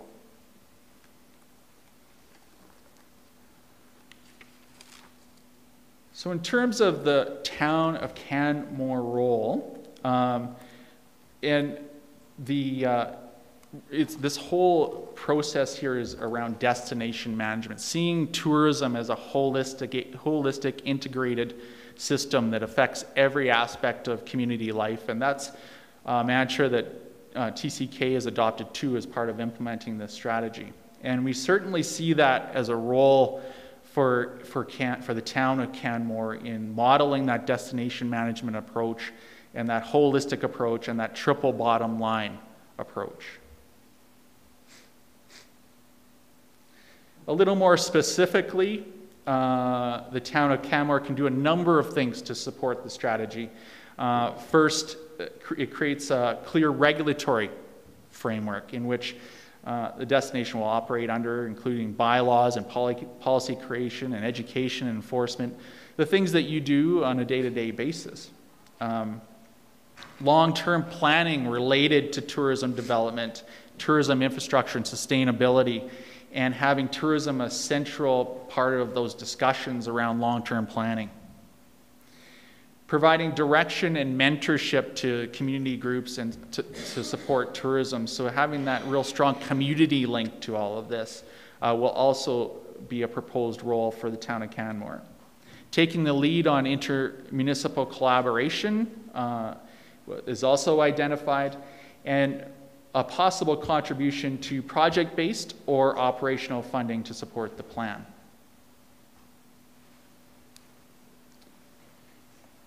The implementation component of the plan has 45 initiatives and 118 action items. And I know at the committee, we're like, wow, that's a lot of action items. But it's also a long time. We're talking about a decade here, and these things will evolve because you're going to be evaluating this plan hopefully daily, but formally at least once a year, but hopefully quarterly. And initiatives will ebb and flow. I would encourage the implementation of this to, if you bring on, it's great to bring on new initiatives and new ideas, but if you're going to add something, how is it going to happen? Is there another item that gets bumped down the list? But if you just keep adding, that's when communities get into trouble. We have taken a fair amount of time and energy identifying sort of the top priorities and the quick wins that might not take all that much money or even all that much effort. I guess if you want to call it low-hanging fruit, there's some of that in there as well. The plan talks about the top action items in the short term to get things moving here. The first one being motions of support from the town of Canmore and also Tourism Canmore Kananaskis approving the plan. So I think the action items is something to the effect of the town of Canmore accepting this as a planning document moving forward. Taking this information that we've provided and developing a detailed work plan that really fleshes this out in greater detail will be important in the short term. Spreading the word, doing presentations sort of like this, or the one we did last week, to various organizations, identifying really what this is all about and what it means to organizations and individuals. Securing project funding will be important, especially in the short term, where TCK is getting ramped up here in the early stages of development. That project funding and grant funding will be important, and there are mechanisms through Alberta government for this, and you would fit squarely in the destination development stream of the Tourism Growth Innovation Fund with Alberta Culture and Tourism. Adding staff and contracts will also be important to do some of this work, if you want to call it. I call it fun, but some people might call it work. And a big early initiative will be to actually develop a sustainable tourism program that will have specific tactics for individuals and groups to do, and also performance measures and metrics, and a communication function as well. Also important in that is a business case, saying what's the benefit of doing this program, and there are many, but putting it all into one location so it's nice and clear. Implementing training on sustainability, the new funding model for Tourism Canmore Kananaskis, and then a brand refresh to link to the sustainable tourism program. I'm just going to, sorry, interrupt with the question again. If you want to scroll back down there, sure. Or scroll up, I guess. So I had this question for later in after your presentation, but since it's on this slide, I'm trying to understand or imagine what is in mind when it's suggested that one of the action items from the town would be motions of support. And I think I understand that is related to this strategy document itself. Is it imagine that the town of Canmore Council would through a motion adopt this strategy? Yes? Yes, Mayor Borman, that's the intent, is that at a future business meeting, and after some of our discussions at the upcoming planning session, we would bring back a administrative recommendation to approve the report for planning purposes, similar to other strategic guiding documents. Okay. I'm trying to think of any similar action in the past. Have we ever approved for planning purposes any third-party Yes, strategy? well, we had the Sustainable Economic Development and Tourism Strategy. That was a joint initiative of the then CETA and what was the former TCK before they became CB, Canmore Business and Tourism. Yes, so we had approved that document for planning purposes as well. Okay. Guess we'll have more discussion about that. Yes. Thank you.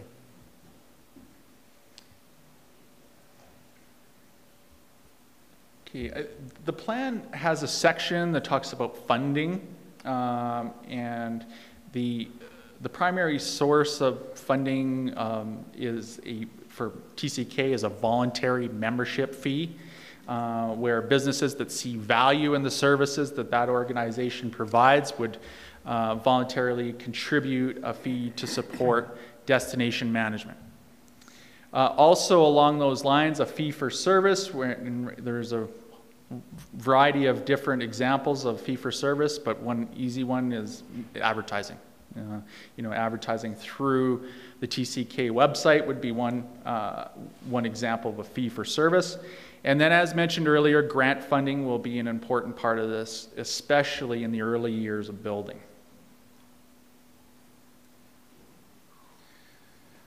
So why would organizations, and specifically the municipality, consider investing in the strategy and in tourism as a whole? We believe that visitor growth is coming. Whether if we want it or don't want it, it's coming. And it's a choice. Shape it or react to it. And we think if you wait and react, that there could be some undesirable consequences of that. Tourism is a major driver affecting the 3 pillars of sustainability. It also affects, I think, pretty much every service that the town provides to residents. The community, this is a big one, and the community is looking for leadership in collaboration. And in our view, the two organizations that are best positioned to provide that leadership in this stage are TCK and the town of Canmore. We know that investments in the visitor economy drive broader economic growth and can be an important part of an economic development strategy. Tourism is an industry of industries that has impacts straight across all industries. So there certainly is an economic argument to be made there as well. In terms of precedents, we know that many communities across Alberta, many municipalities, fund tourism development and tourism organizations to varying levels, depending on what their local priorities are. So there certainly is precedence there from other communities. So just a couple slides to conclude here. The strategy lays out a bold vision to become a leader in sustainable tourism development. The region's working from a position of strength with outstanding tourism product, engaged markets, a strategic location, and an energized stakeholder groups. And we did feel that energy as we moved through this process. By coming together as a team and committing to a triple bottom line approach, the future will include high quality of life for residents, strong income for businesses, and a commitment to environmental sustainability. The next steps will be the final strategic plan. We'll be taking input we received from the community meeting last week, other inputs that we're receiving, and putting the final touches on the strategy over the next couple of weeks. And then the fun begins. It's really the beginning of the journey, not the end. And I really do think this community and this region has an opportunity here to take a hold of this and have some real positive strides moving forward. With that, thank you, and I'll open the floor to Mayor and Council with any questions. Well, firstly, I want to say, I want to thank you for being here to present this, but also for the work you've done to bring the strategic planning to this stage. I have to say, I have far less questions about this strategy than I had the earlier draft that I'd seen, I guess, in late January. Yeah. So I really applaud TCK and you for the work that's been done to bring the plan to this stage. I think it's very strong. I do have just a few questions. And I'm just looking at page 45 of the report. It's talking about the path to sustainable tourism development in Canmore, Kananaskis. And in the section on governments, it's noted that it's anticipated that if Canmore, Kananaskis was successful in embracing a triple bottom line approach, the job of governing would be made easier. And I'm just wondered if you could flesh that out a bit and help me understand how, or what informs that comment. Really what that comes down to is we know that governments often will receive, instead of one proposal on these three pillars, they'll receive three proposals. So if a region can come together and not compete on these three and offer some suggestions or a way forward that satisfies all three at one time, that would be easier for governments to support, become involved in any way they choose to be. You're referring to the three pillars? Yeah, right. That's right. Okay. Thank you.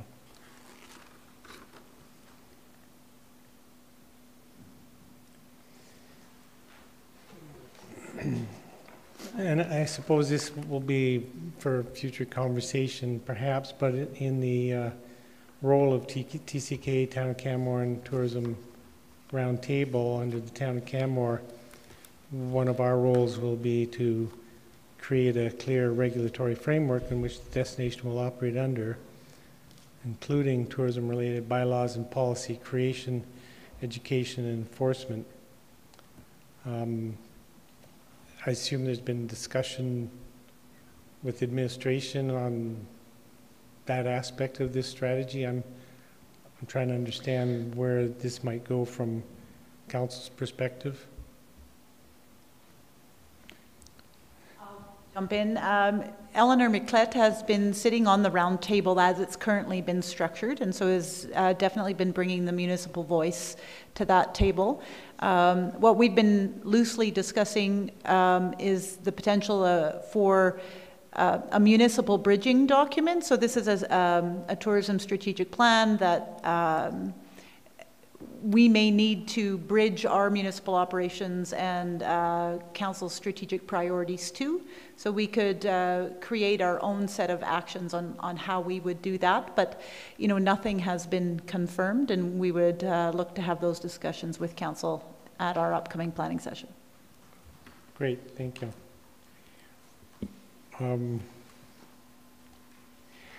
Just a question, I guess, for you is around the tourism roundtable, the composition of that, the composition, page 80 of the strategy.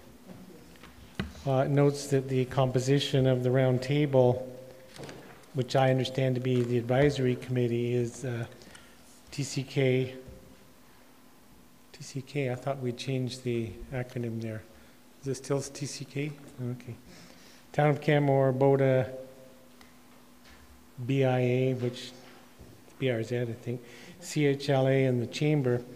Just in view of the fact that the triple bottom line that's the basis of this report includes environmental sustainability, I wonder if there had been any discussion or consideration of including in the composition of the roundtables somebody or an NGO or somebody that could bring the perspective of the conservation community to those discussions. During the review of the preliminary options report, there was a considerable discussion around whether there'd be an advisory committee or not, and the original proposal was to have an advisory committee. But the committee felt fairly strongly they didn't want to create sort of another layer or another group, and that they wanted the existing roundtable to serve that collaborative function, not even necessarily an advisory function, but collaboration, sharing of information, and that this composition of the roundtable was where they wanted to move forward with. So that was a committee decision where there was representation from the town on as well. Was there some discussion around whether there would be an environmental NGO? Is that the question? I don't think that was directly addressed, but certainly this is the composition that the committee was directing for the existing roundtable to be that, not advisory, but more of a cooperation and collaborative forum. But, you know, I would say, as you move forward with this, these are all moving parts. If there is a need to have additional groups on that organization or community members, that should be discussed in implementation. And it could be discussed now too. I'll just throw it out there as a suggestion, recognizing that the strategy hadn't been finalized yet. That I mean, it looks like a very comprehensive advisory committee. It certainly represents all of the various business sectors in the community and the town itself. But the importance of the environmental part of the three pillars, I think might benefit TCK to have that voice also at the at one of those higher levels of planning. Just a suggestion. And another question that I have sparked from the organizational leads that are defined on page 87. And of course, the town of Canmore is one of the organizations. I know that the MD of Bighorn has been involved in these discussions and recognized as as a component of what's happening in the Canmore Kananaskis region as far as tourism is concerned. Is there any expectation that We're saying? Not sure what I was saying, Siri. Oops. I have my phone off. I don't know how that happened.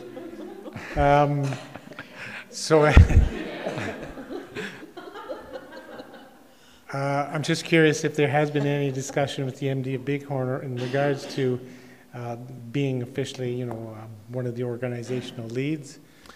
We had a good discussion with the MD in terms of an interview. They were one of the 30. And there is one recommendation here in terms of a group that would regularly meet, that would be multi-government, that would meet to share initiatives and get ahead of each of their jurisdictions' planning and plugging into this strategy on a regular basis to keep them engaged. So I would see the MD of Bighorn definitely participating in that. There also are several action items that say jurisdictional. So if it's infrastructure, for example, supporting tourism, and it says jurisdictional in the action plan is the lead, that's each jurisdiction would take that on. So if that's MD of Bighorn and it falls within their wheelhouse, within their jurisdiction, then certainly they would play a significant role in that. Okay, I guess I'm thinking about the recognition or the intent for the town of Canmore to adopt through bylaw or policy or something, commit to certain support and actions, and yet the MD, of course, has been involved, and it's recognized that the development, the growth of tourism in the Bow Valley is equally beneficial to the MD of Bighorn. Might be something to discuss with them, a similar action on part of their council to adopt something formal that recognizes the importance of tourism to our shared economy. Yeah. Again, I suppose that's just a suggestion. And those are the only questions I have. Are there other questions from members of council? Councillor McCallum. Thank you, Your Worship. Thank you for your presentation. I had the opportunity to go to one of the workshops, and it was excellent. I'm just scrolling furiously, so please forgive me. I had a question with regards to your competitive analysis. You list 4 communities that I'm guessing that is considered to be Canmore's competitors? Yes, they could potentially be competitors. They could also be collaborators. Okay, because 2 out of those 4 I don't see as competitors. And right. Based on studies that we've done from a tax basis even, and similar services and so on and so forth that are provided that are tourism-based economies. So, which well, I actually wouldn't consider Banff and Jasper our competitors because they are of a completely different caliber and a completely different experience. Interesting. But that's my opinion. A Golden I can wrap my head around. Yeah. Fernie, absolutely. Nelson, Kimberley, communities like that I would see perhaps as being competitors, especially when you're looking at an apples to apples. Like, we're not, we're kind of different. If you want to talk about that offline sometime, I'd be happy to do that. And we did a study about 6 years ago, the property tax report, and we actually spent a lot of time determining who our comparators and competitors were, which are a bit different and nuanced. And we had, for a variety of reasons, pushed Banff and Jasper out of that list. So we certainly would see, when we did the local postal code analysis through the province's PRISM program, we looked at where individuals were coming for overnights, and certainly the Edmonton region was an important market for overnight visitation. So that strong regional market, and we know also from the data that they travel year round. Yes. And that Jasper is a destination of choice for Edmontonians. And certainly since the Stony Trails come in Calgary, and that makes it a little bit quicker access for Edmontonians to get to Canmore, we would definitely see Jasper as a competitor of Canmore. Interesting. How far of a drive is it to Jasper from Edmonton now? 5 hours or 4? About 4, yeah. 4, Yeah. okay. Yeah. Interesting. Yeah, maybe a bit less. Just as, you know, as a by the way or comment, Yeah. you know, through the years that we worked with Banff and Jasper on our collaborative initiative for tourism-based communities, we always agreed that we would work collaboratively to get visitors to the region, but once they got here, we would fight for them. So it's I don't think I was at that dinner. It's clearly acknowledged that once people decide to come to the Canadian Rockies for a holiday, then their choices are Jasper, Banff, or Canmore, and we're in competition, I would say, with Jasper and Banff pretty clearly on that. Mr. Mayor, I think that's such an important point, though. An opportunity to work, you know, Canada-wide. Destination Canada brings people to Canada, and then Travel Alberta brings people to Alberta, and then regions work together to bring people to the region. And so there's much more to be gained with that collaboration and creating those clusters. And then, yes, when you get local, then you start to compete a little more. But let's get the people here first, and then worry about competition later. Yeah, we're certainly strong collaborators on pretty much every aspect of what we do. And I would say our product is quite different, though. Absolutely. Regardless. Yeah. My other question I had was on page 84. And you speak to funding sources, and so you did speak to the mayor about sort of expectations, perhaps about funding, and I did read this. My question is under municipal funding, it says that the municipality can also support the strategy through the development of infrastructure that enhances the visitor experience, in addition to dedicating staff resources towards appropriate tourism-related initiatives. Was there any discussion through your roundtables about the idea of a resort municipality initiative similar to what they're doing in British Columbia to be able to fund some of these on the back of that as opposed to on the back of local ratepayers? Yes. And I know that this has been a lot of discussion since and before, quite frankly, before the election. We've been talking about this for a decade, or sorry, before the Olympic discussion rather. Because even if we were to add a small tax, we would still be the most competitive destination in the country from what math I've done. Was that ever discussed as a way to fund some of these larger ticket items that might be required to make us more competitive? Yes, it actually was discussed, I think, in the very first committee meeting and straight through the process. Oh, excellent. You know, in several different ways. And it does appear in the action plan for I think that's actually Town of Canmore lead on it. Okay. To continue on with that sort of lobbying effort for a resort municipality status. So that is one that's in there and is sort of assigned to the Town of Canmore. Excellent, thank you very much. I had another question, but I can't remember what page it's on, so I'll not bother to ask. Go to paper volume. I know it's a bit thick today, thanks. Thanks, Councillor. Are there any other questions from members of council? Seeing none, thanks again for being here and again for all the work that's been done. I think it's a very comprehensive strategic plan, and I commend TCK for taking this on. I'm sure we'll be talking some more yet, but thanks for being here today. Thank you very much. I thoroughly enjoyed the process, and I would like to thank the Town of Canmore staff and councillors that participated in the process, and of course TCK and the whole community that were very forthright in the engagement opportunities, and makes our jobs a little easier when people are really engaged in the process and helping along with that. So we did enjoy that. Thank you. Yeah, that's certainly never been a weakness in Canmore is public engagement. Yeah. Thanks again for being here. My apologies to those that are waiting to present, but I'm going to call a short break as our procedural bylaw indicates we have to. So hopefully, let's be back before 10 minutes, so by 20 past, or by, well, let's say 10 minutes.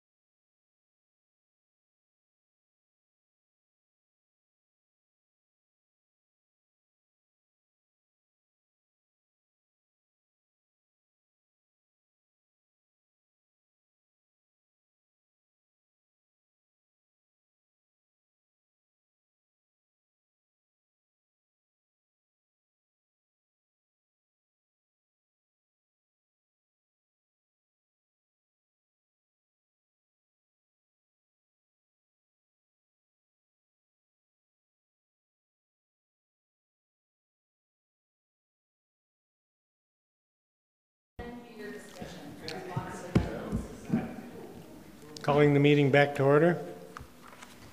And looking now to the minutes of the January 22nd Committee of the Whole. Are there errors or omissions?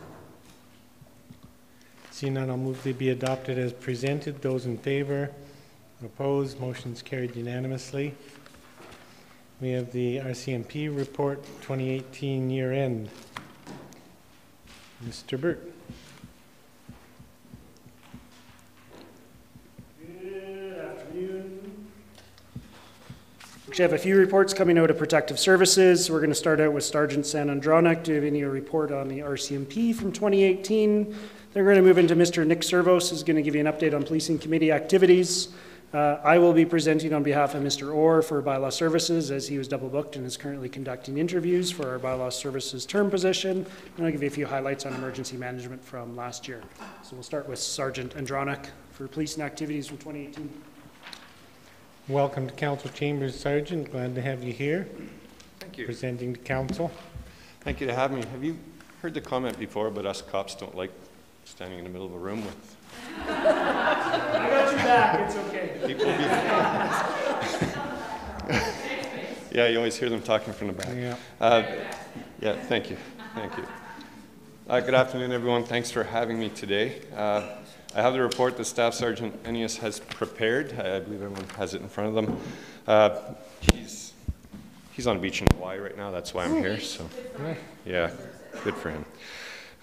So just to go through the highlights of the report that was prepared, basically our APP plan, the traffic work plan. There's always monthly targets set out. The provincial traffic calendar, February that just passed was distracted driving, March is seatbelt compliance, April is speeding enforcement. Every month has a priority, and we encourage our detachment members to focus more on those priorities. We still enforce all infractions, but we tend to focus each month on the priority of the month, and that allows us to maybe provide a little bit better education and hopefully change driving habits instead of just writing tickets.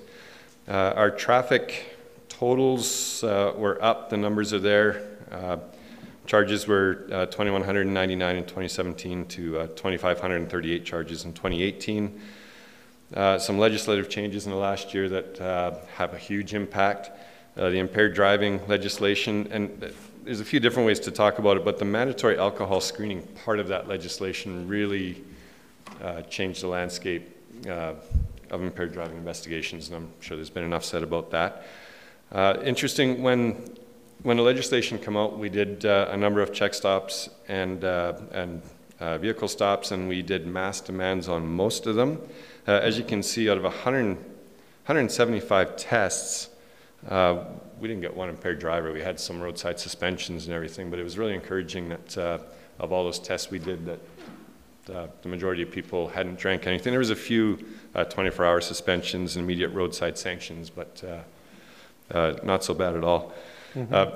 Since then, we have laid charges as a result of a mass demand, and simply put, for a mass demand, if we stop a vehicle for running a stop sign or not signaling, we stop them, we can walk up to them, just present the instrument and have them provide a sample, where before there had to be reasonable suspicion to do that sample. So there has been charges laid as a result of those demands. We continue to target trouble spots. We've identified in here that the Palliser intersection, and it's kind of twofold. There's with the new development over there, there's a lot more people, and there's a big stop sign there that people coming off the highway, it's quite contentious. We get a lot of complaints about it. Related to that, there are school buses stopping there that we're having a difficult time getting people to stop for the flashing red lights when the bus stops. So we're trying to find a way to educate and make sure people understand. It's about the safety of our children there. Enforcement's fine, but we'd rather make sure everyone in town just stops when the buses have their red lights so that the children are safe. That's number one. School patrols are made most days. Some days our members just can't get there if the timing's not right, but we make sure to have members in the area of the schools. In regards to property crime, there's a comment about the bait vehicle on there. We haven't seen that in this area for a while. It's a divisional program, and so we get access to those types of investigative tactics when we can, but we haven't used that tactic for a while. a lot of thefts of motor vehicles in the town of Canmore over the past year. I don't see the number here, but we have laid a lot of charges on the thefts of vehicles. And last year there was quite a spate of them early in the year, and we caught 1 or 2 people that were responsible for a lot of them. A lot of keys left in the vehicle, vehicles left running, vehicles left unlocked. So we tie thefts from motor vehicles in with theft of motor vehicle. There is some technology that's allowing people to steal vehicles without keys present, but it is becoming a problem.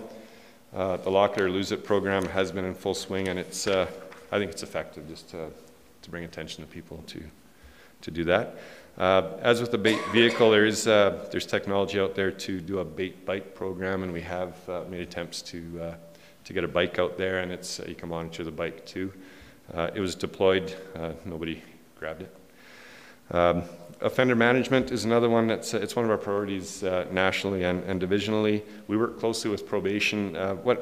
By offender management, we try to not use those words very often, but we lay charges on drug trafficking is a good example, where when we catch people trafficking drugs, we put strict conditions on them after they're released to make sure the activity can't continue. So what we do is we keep track of the conditions people are on, and then we track them. We visit their houses, we go talk to them, we make sure the conditions are being they're being followed. And so we work with probation. Our probation officer will bring attention to us, new people who have new conditions, and we monitor. Moving to our summer shifts, enhanced summer shifts, we focus on, again, crime reduction, and we do patrols. We look for theft from motor vehicles, we look for drug trafficking, lots of traffic patrols, and again, looking for impaired drivers. We try to pick busy times for that. So the most common times would be weekends or even evenings in the summertime. So we don't have too many enhanced shifts in the morning. We're not saying that's not a busy time for traffic or impaireds, but we try to be out there where we have the most exposure and the most probability of result. We have had a lot of success with the enhanced program. The budget was used not only to do patrols, but also to enhance our investigations and to be able to bring extra members in when we're doing our larger investigations to make sure we could bring them to a successful finish. Crime trends, I don't know if there's a need to go through those. There's increases in most types of crime. I know that you're probably looking at spousal abuse, and it says increased by 51%. Before you ask, I'm not sure what contributes to that. If you look at our persons crimes and specifically assaults, the numbers haven't gone up that much, so it's hard to predict. It may be that we're scoring a little more accurately, and just so everyone knows, spousal abuse could be an argument between two people that gets scored that way, so it doesn't always have to be violent crime. It could be a loud argument on the street that's reported by someone. So it's not as alarming to us as it may be to you to see 51%. I wouldn't say we've seen a massive increase in domestic violence, just speaking anecdotally. Haven't, no. We haven't. It doesn't feel like we've gone to that many more calls this year. If you don't mind interruptions to your presentation, sure. Councillor Comfort. Yeah, so I get that you don't find that troubling because you consider that some of these incidents would include physical violence or maybe threats or maybe fueled by perhaps alcohol or the heat of the moment, I don't know what. But do you track these so that if there's somebody that's got an ongoing record of, I don't know, harassment or something like that, that you would be able to bring that evidence forward to court or an investigation? Yes, we always track, and I'll reword that. It's always troubling. One incident of family violence or domestic violence is very troubling to us. I just, when you look at the increases in crime, I wouldn't say that 50% number means that there's so many more violent domestics out there. Like I say, if you look at our persons crimes and assaults, you won't see that type of increase. So every call we get, every file is tracked, and that's why the scoring code is on there for family violence, so we can keep referring back to it and just make sure we're monitoring what's happening and repeat offenders, even if it's not an offense. But then, so if you compare it to, for instance, other criminal code increased by 6%, and in the 5-year instance by 2%, whereas the spousal increase over 5 years is 247%. So that's showing kind of consistent tendency. So I just wondered, does our FCSS department know about these stats and like that? It does seem troubling to me. I don't know how direct we would work with FCSS. Our victim services unit would be better able to answer that question on the direct relationship there. And yes, the numbers are going up, and you could credit population increase. You could credit the increase of visitors to our area as well. Like I say, it is concerning whenever you see an increase, but yeah, it's hard to say. And other criminal code, I don't want to put too much weight on that, because when you look at all the offenses that are already tracked, other criminal code they're just not the norm. So if we had a perjury or a bribery, or if you had a couple of incidents that don't occur every year, that number could really jump. Yeah, but that's a lower number and could be attributed to population and so forth, but this one's... I just wanted to clarify. So if there is an incident where the RCMP are involved, no matter the nature of it, that would be classified in terms of a domestic incident, that is not, FCSS is not involved. So FCSS is purely prevention. Once there's actually an incident, then it's other agencies. So victim services, the YWCA, those kinds of calls do not, FCSS is not involved in. They're purely in the industry or the issue of prevention for community and adding resources. But once you're at the point of violence and police being involved, then it's other agencies, not the town of Canmore, who are. So I was just thinking that if FCSS's function is prevention, and we're seeing this kind of an increase, then perhaps we need to revisit our strategies in terms of prevention. That's all. It's just an observation. It's potentially, yes. Mm-hmm. Yep. So to continue on, just talk about our organizational chart. We do have one vacancy right now of a constable position, and we do have one member on restricted duties. So a position shortage of about 1.5 police officers right now. And, but we're doing fine right now. We're doing well, and most of our members are healthy, which is really a good thing for detachment this side. The large majority are healthy and working in good shape. And we did hire a new detachment services assistant in July 2018. So that's what's on paper. I just had a few other comments to make. It would take me about one more minute just to note on some. Our priorities that came down from the national priorities and divisional priorities are, it's interesting, they're focused more on the community engagement side and employee wellness, which some of us in our outfit have always worked on the community engagement side. It's so important to be in tune with what's happening and to be part of community organizations and to have good communication. So for us here, it shouldn't mean too much of a difference. Employee wellness, I think it's an area that our organization has lacked. I think most organizations could do better. So we're real excited to have that, dealing with mental health and supporting our members a lot better when they're involved in incidents. So that's really encouraging that it's a national priority for that. And another priority continues to be crime reduction. We're trying to address it at the root, not just keep reacting and arresting and releasing. We want to reduce the numbers. Also, it's worth mentioning relations with the media. I think we've worked really hard to improve that, and you'll see more PSAs coming out. We want to talk about, our first one just came out about bus safety with the lights. We want to make sure we're more out there and just more open and discussing what the issues are, and we really appreciate working with the media. It's worked really well, and more crime reporting as well. Emergency planning, I've been working with Carrie at the fire hall and Greg, and we want to be just more ready for emergencies as we go. And obviously there's the municipal side, there's our policing side, and then just making sure we're all on the same page. So I'm really encouraged by our communication there as well. And just for when we talk about community involvement and engagement with the community, I'm really excited by this program. The YWCA did a program in November. It's called Leading Change, and it's regarding gender-based violence and bringing awareness to and really working with people to understand, again, the root cause of it and to address it. So it was a room full of men, and we sent, I had a member go, I went, so 2 of us, members from Canmore, and males from the community that really learned a lot about stereotypes and just things that are said that you wouldn't even think could be taken in different ways. And our member that attended has been in the schools now with the school counselors, and they've had really good feedback on the presentations we're doing. I would almost say it's measurable. We've heard feedback where some students have actually said, hey, I didn't realize what I was doing was wasn't quite right. And so it's really encouraging that these programs are out tonight. I'm really proud of that one, and that our members have really become involved after. It's a great thing. So that's what I have. Well, that last bit was certainly encouraging, so I'm glad you added that. I do have one quick question, and it's perhaps a little too soon yet, but I'm curious if you've noticed any increased costs, or I'm thinking about the introduction of cannabis, legalization of cannabis, what the impact has been to our detachment. We haven't really noticed anything yet, to be honest. There's, I wouldn't say there's been a significant impact. There's been a few charges laid of transporting cannabis within reach of a driver in a vehicle, but overall we haven't really noticed.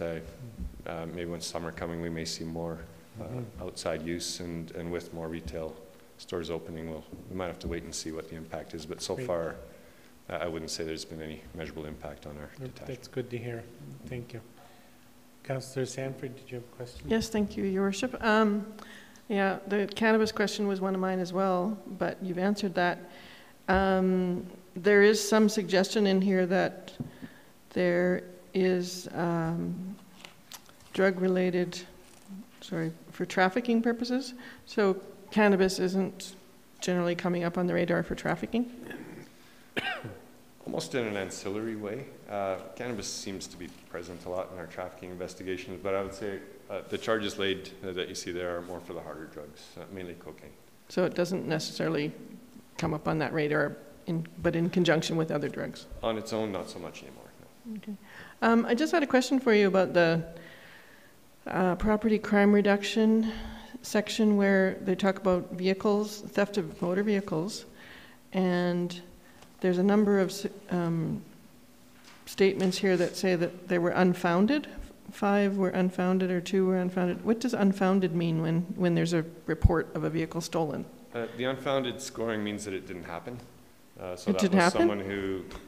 someone who either, well, there's a few that they just don't know where their car is that day? They come out, they don't see their vehicle, and maybe their spouse had it, or child okay.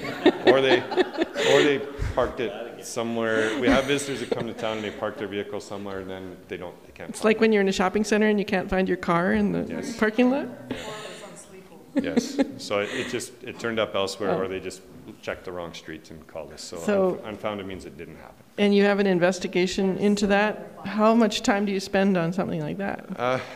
We don't spend too much. We take the report. We'll take a look around for the vehicle in our patrols. When a vehicle is stolen, we can go to the scene and take a look. So it does take an initial response, definitely a call. We try to get a statement, but sometimes we can maybe encourage the person to look a little harder. Sorry. Is that when you take a cab home at night and you forgot that you left your car downtown? It's possible. There's anything you come up with could happen. So I'll reserve comment on it. I just thought there were quite a few of those in your report, so I'm sure that takes time, but it does. Thank you. Happily, I've never called it in, but I have to say I've lost my car a couple of times. It could also be when a vehicle's towed, if it's parked in a no parking zone, or if it's over the 2 and it gets towed. Visitors to town don't know who to call, so they call us and say it was stolen. Who are you going to call after all? Councillor McCallum. I had my car stolen right out of my driveway once because I left my keys in there, and they found it in the elementary school in the principal's parking spot in Banff with the case of beer still in the back trunk. Anyways, it was a lucky day. My question is, I noticed that in the stats that sexual assaults have doubled since last year. Do you have any comment on that particular statistic? Yeah, I can say I do believe that those numbers are going up, partly because I think we're doing a better job of encouraging people to come forward with the programs out there, with the work that the YWCA has done in the community. I think that's a part of it. We try to encourage awareness and promote awareness, and sexual assaults the reporting rates overall are very low. They're abysmal, They're far too low. So I would like to think some of those are are the people who are more comfortable coming forward, and maybe the community on the whole and the support networks are better. Yeah. Again, it's hard to tell, and you can have spikes in those just depending on just certain times of the year and what happens. But that could be one.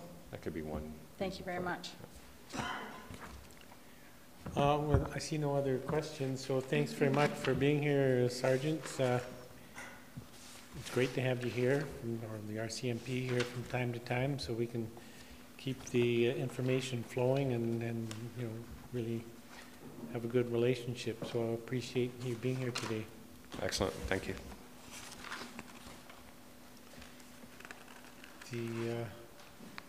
Mr. Burt? Turn it over to Nick Servos. Mr. Servos? Mr. Mayor, council members and staff, I'll keep my remarks short so we can make up some time, but just on the stat question that Councillor Comfort and McCallum asked, in my discussions around the province in the last number of months, I think there is a marked increase in the number of times that people report spousal abuse, as opposed to the past. It was more something they kept in the back room, didn't talk to anybody about. Now, because of so much attention being brought to it, that people are more inclined to come out and report something. That's one of the reasons for a big increase in the reported offenses. Anyway, it's currently on the committee. We've got a full complement of members. I should note that this year in your October meeting, there are 6 of the 7 current members of the policing committee that are going to be up for reappointment, or you're going to be appointing someone else. In December, we launched a campaign to remind the citizens of the need to keep their cars locked and keep valuables hidden. Those simple actions, we hope, are going to reduce the offenses that have taken place, but we'll be monitoring over the next couple of months to see if there was a decrease in the stats following December. We do plan on bringing that program back in this fall or winter to highlight the need to do your part as a citizen to reduce vehicle thefts and property thefts. In 2018, we started working on a program to encourage the community to provide us input in formulating the APP for next year. Thanks to Robin, we did have an online survey that took place. We had good responses to that, and we're just going through and analyzing the data. That will go into our discussions with John to make up the APP for this year. From watching the council meetings, I know that you're all aware of the possible increase or decrease in funding that we'll have on the provincial level. I should point out that during my involvement in the Police Act review over the past couple of months, I did raise the question as to, number one, why is the number 15,000 there? Nobody could answer. It was just a ballpark number that somebody invented a number of years ago. I would suggest it's council through their contacts, because there's 3 other communities in the province that are entering the same population growth, and it's a pretty big financial hit. So the council should, and staff should, maybe make presentations or start reaching out to people to try to put some pressure on to getting that number changed, or changing the funding around, doing something. But it is going to have a big impact on the next census. I should mention that the mayor and several council members and senior staff were with us in February when we presented Staff Sergeant John with his plaque certifying or recognizing his 35 years as detachment or involvement with the RCMP. That was a nice night. Mm-hmm. Want to remind you again that we're open to any project council wants to throw our way. Feel free. Any questions? I don't have any questions. Are there questions from other members of council?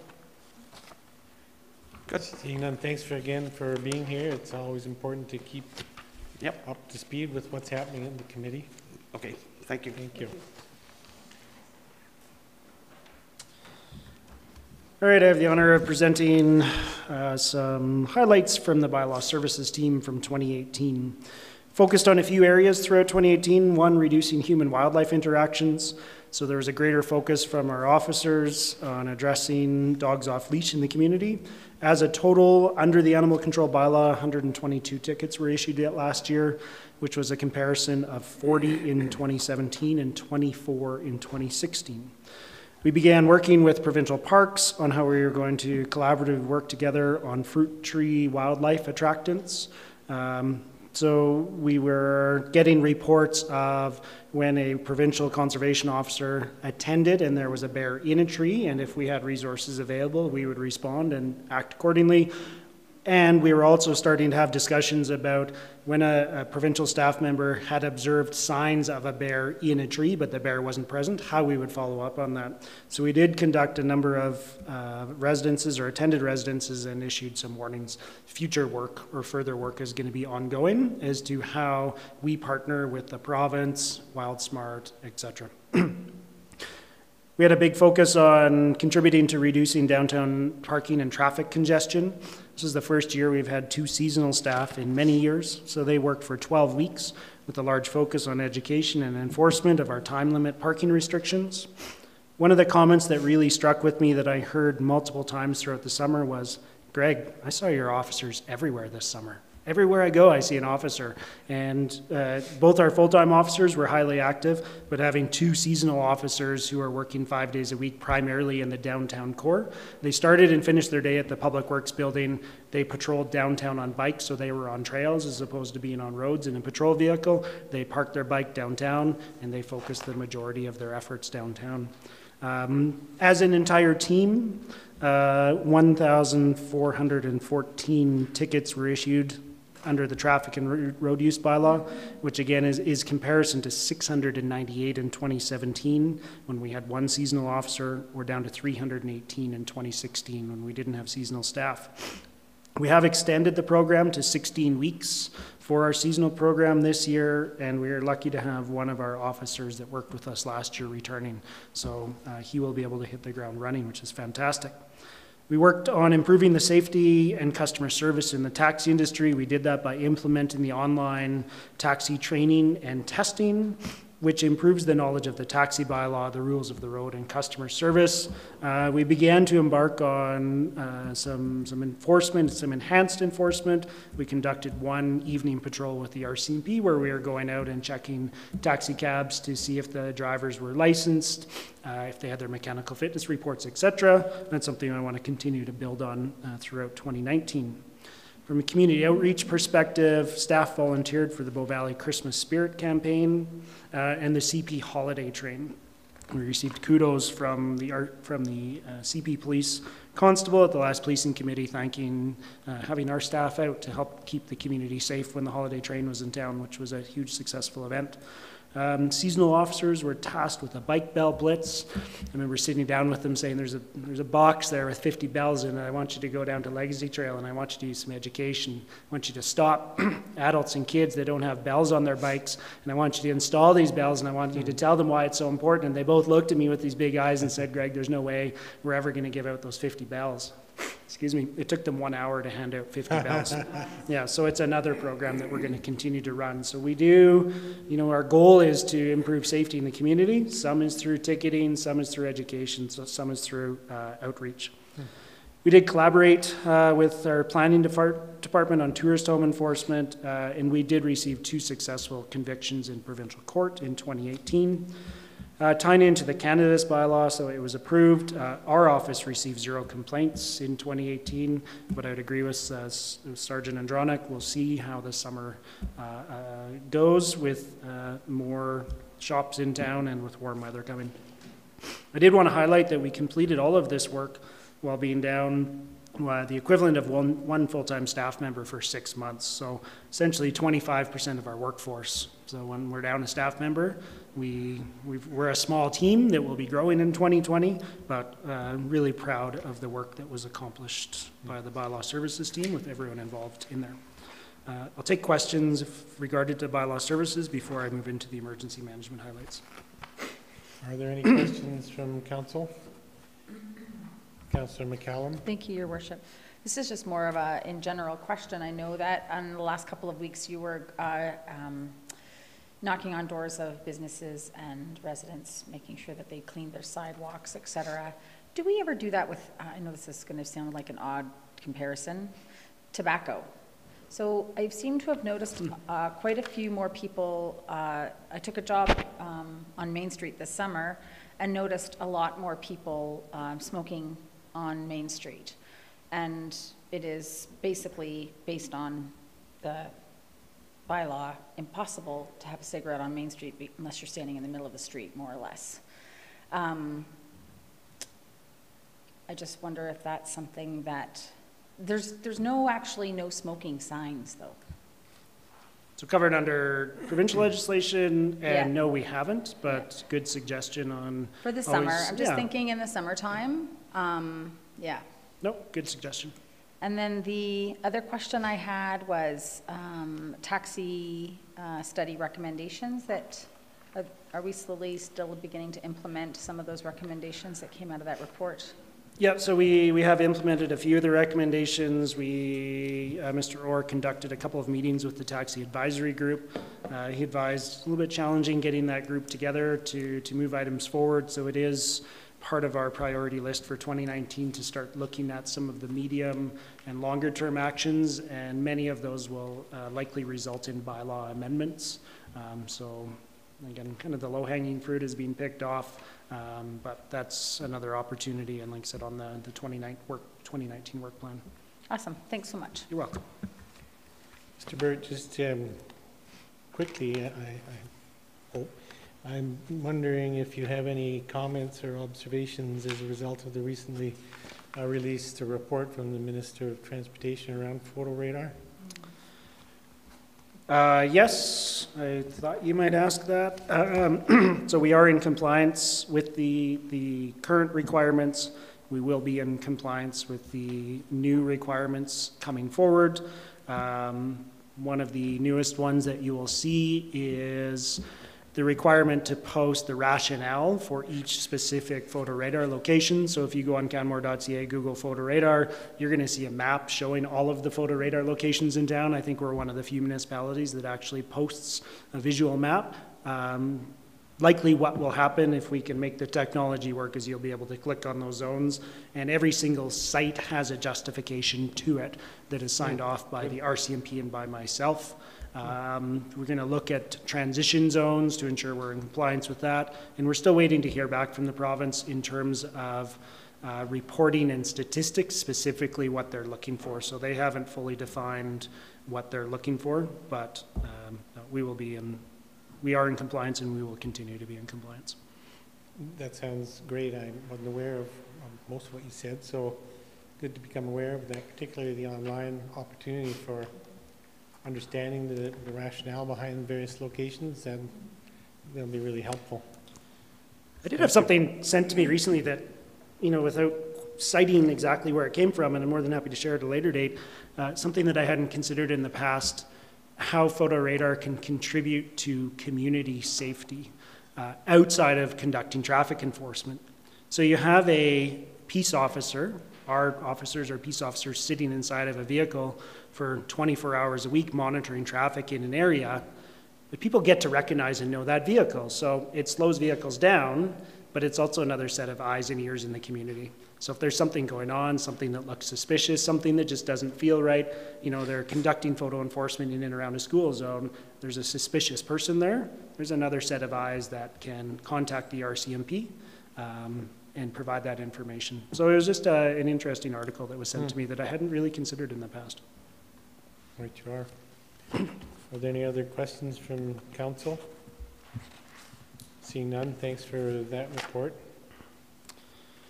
Emergency management highlights, so I'll break this down into, we conducted training.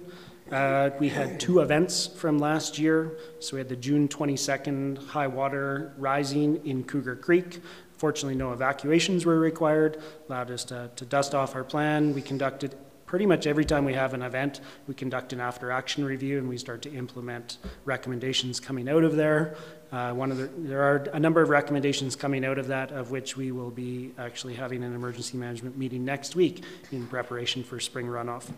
Then we had the Snowmageddon 2018 event on October 2nd and 3rd. And always really interesting events when I think about where the town of Canmore boundary lies. And if you think about the Trans-Canada Highway, it's actually within the town of Canmore corporate limits, pretty small. You're going from the Bow River to what I call the Tim Hortons overpass.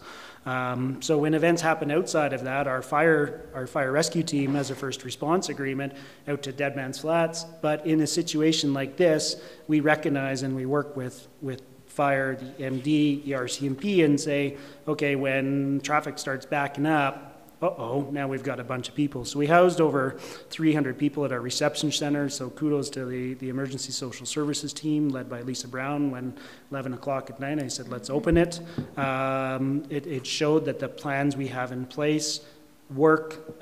We continue to have real events to exercise them as opposed to exercises. And what, again, just speaking about lessons learned coming out of that, I know the RCMP conducted an after-action report. We conducted that. And then again in February, we have another highway closure where we saw a number of those after-action recommendations implemented that made it that much better. We continue to produce seasonal high water monitoring reports. So from a public education and awareness standpoint, once the creeks start flowing, we get information out. And there'll just be ongoing work. Emergency management is a growing field, that's for sure. Highly exciting. Any questions?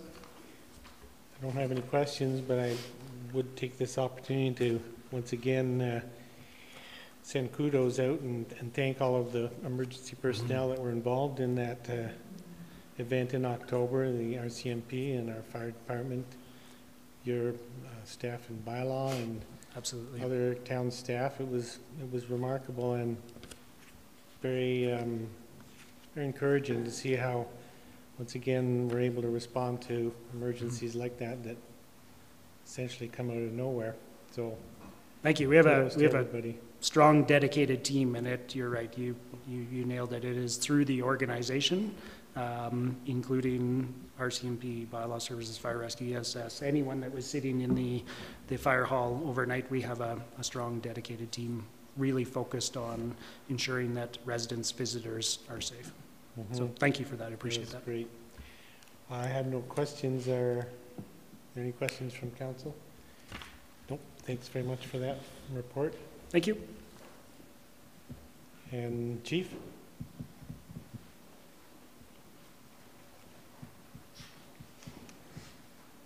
How are you doing? Good afternoon. Mayor and Council, thank you very much for giving us a few moments to go over our annual report. Before I start, I would just like to key on one thing quickly that the Sergeant had mentioned, was that cooperation between the agencies. I really feel it growing over the last year for sure, and particularly with the RCMP and bylaw areas, we're really tying that relationship a lot closer together, and we do see some symmetries within our agencies that provide opportunities. And in fact, I believe a number of the Sergeant staff are at the fire hall using our training room right now because it was available. So we share resources back and forth. So that's really tying that relationship tighter. So I just wanted to point that out, and thanks, Stan, for mentioning that. As far as our report goes, I'm just going to skim the mountaintops and take a couple of minutes for questions rather than reading it verbatim. As far as overall call volume, we saw a small reduction that was unanticipated. I had us at or higher in 2018 and 17, but for reasons we're not entirely certain about, the last part of last year and the first month of this year were really slow. And we were on track to be well over 660, but that's what created that little bit of a dip. Not unusual. If you chart it over 10 years, you see very much a zigzag pattern anyway. So we just look like at the trends is what I concern myself with. We saw a small dip in medical calls, not entirely certain again why, but that piece is in there. Calls by category, the percentage breakouts are roughly the same year over year. And then we break down the fires by category and medical calls by category. Again, not a lot trending that is jumping out at us in any one particular way on that part. Now, I'm not certain if I've gotten this correct, and I may be asked to answer the questions after the fact, but no, ma'am, I just the data. I'm not sure if I captured it all, and I'm happy to speak on this further downstream. But the department was ALS capable, meaning there was a minimum of one firefighter on shift who was also a paramedic 83% of the times in 2018. Every medical event that we attend is a Delta or Echo, meaning quite serious, where life safety is at risk and potentially could be considered a serious event. Fire provided ALS services 6 times in 2018. And for the mayor, we were on scene 34% of the times last year, and we average 2.5 minutes being on scene before AHS arrives. Yep. We added one extra chart as per request in here on alarm calls. We are seeing an upward trend. I tracked it against population. It is trending more or less in line with the population growth in the town. The alarms are increasing slightly a higher percentage rate than the population is. Interestingly about the alarms, which I'm trying to get my head around, if you did a 10-year window, which I didn't do for this particular chart, it starts significantly higher and it's dipping down to 2016 and then starting trending back up with the population. I have no idea why that is particularly. But again, if we're just looking at overall trends, the alarms are tracking more or less with the population. A few highlights. Deputy Chief Martins joined us in March, and I can't say how pleased I am with the work she's doing and the relationship she's building with the town and other agencies. Particular strength I see there is building the regional, the local and regional relationship piece. We're now members of a coalition in the area going out as far as Chestermere that are pooling resources for fire prevention, materials and education, etc. Those kind of connections really bring some value back to the town. And I know Kerry works very closely with the RCMP as well and Greg's group on emergency management. A lot of the same things year over year we're doing. The party program was always a big hit. We're putting another team in the Banff Jasper Relay. They asked me again. I said no again. But, you know, maybe next year. There's always next year. Good call. Lots of fire hall tours and public outreach programs as usual. We really try to build on that area because the first line of defense, I think we all agree on, is the prevention piece, the education and prevention. And as we speak, we have 3 school tours going through the fire hall right now. So it's a lot of fun over there right now as we speak. Fire Prevention Week was again very successful, and I think this year we came close to hitting an attendance record, which is always great to see the community out in the fire hall. We did another strategic planning session, which really helps set the expectations and tones for our staff. A few structure fires were successfully mitigated throughout the year. The snow event was already referred to. And the closing chart that we're including these days is just the amount of time and involvement that our part-time fire group has, which is significant. And that's directly charting against general pages and events. And so they provide, well, they're not volunteer in the truest sense, because we certainly compensate them and train them and look after them. It is still somewhat on a voluntary basis. They're working that into their daily lives. So I've got an immense amount of respect for the folks that are doing that. And there may reach a point we have to look at that, but right now they're hanging in there and doing great work. So respecting the time, that's kind of the mountaintops, just the peaks of that. I thought maybe I'd leave the last few minutes for any questions. Councillor Comfort. So are you going to have a christening for the new truck? Yes, ma'am. Of course we will. There is a new fire engine in town. I'm very pleased with it. I believe it's going to serve the town well for, I believe we have a 20-year life cycle on it. I'm happy how it turned out. You may be pleased to know that I took all the lessons I learned in Edmonton, learned from the mistakes, and worked them into this project. So we're happy with it so far. It's being outfitted right now, and as soon as it's ready, there will be a public ceremony, if you will, to bring it into service. In fact, I would like to speak with my team about the possibility of putting it out front and giving the community and council to have a good look at it. You bet. Great. We're very proud of it. It's yours. It's ours. Thank you. That's great. I appreciate you reporting, at least annually, on the data about the medical co-response calls, showing, I think that's fairly significant that a third of the time Canmore Fire Rescue is on scene first, particularly with the average time of arrival being 2.5 minutes, that would suggest there's a number of calls where it's quite a bit more than that. And this really helps support our decision several years ago now at Council to pioneer this the advanced life support capable approach. So it really is good to have that information each year, and as I say, it's reassuring to know that our community has that extra buffer of safety. So thanks for including that in your report. I don't have any questions or... If I could comment on that one item, Sure. I completely agree, and thank you for that, sir. And I'd like to just also point out, maybe I'll report it differently next year, that's 2.5 as an average, and averages are just that. If you were to do the percentile, a 90th percentile, it means there's a significant amount of events that we are on scene first for a long time, measured in 10 or 20 minutes or 30. There was a recent incident. Yeah, I sort of assumed that from the fact that you bet. average, Yes, which is good news for people in our community. I agree, fully support it. Wonderful program. And in terms of ongoing, that's is it a challenge at all to maintain the ALS capable component of the The true ALS, it's not a challenge at this point. Our members who are full paramedics, which is that's a significantly high level of training. They're very active in the EMS community outside of fire, and they're able to really maintain those skill sets. Costs to the town, I think, are really very, very economical for the value you're getting back. As far as the new staff that are coming on that are trained at an EMT or EMR level, which is a basic life support system, there's huge value in there, and it's still a significant amount of training.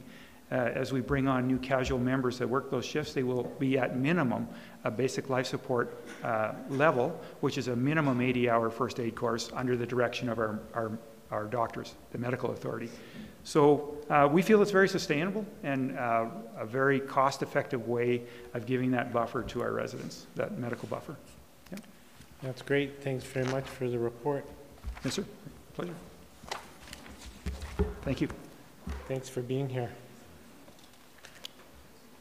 And we'll move on now to item D3, 2018 annual report of the MDP, indicators and measures. It might be logged off. What's that?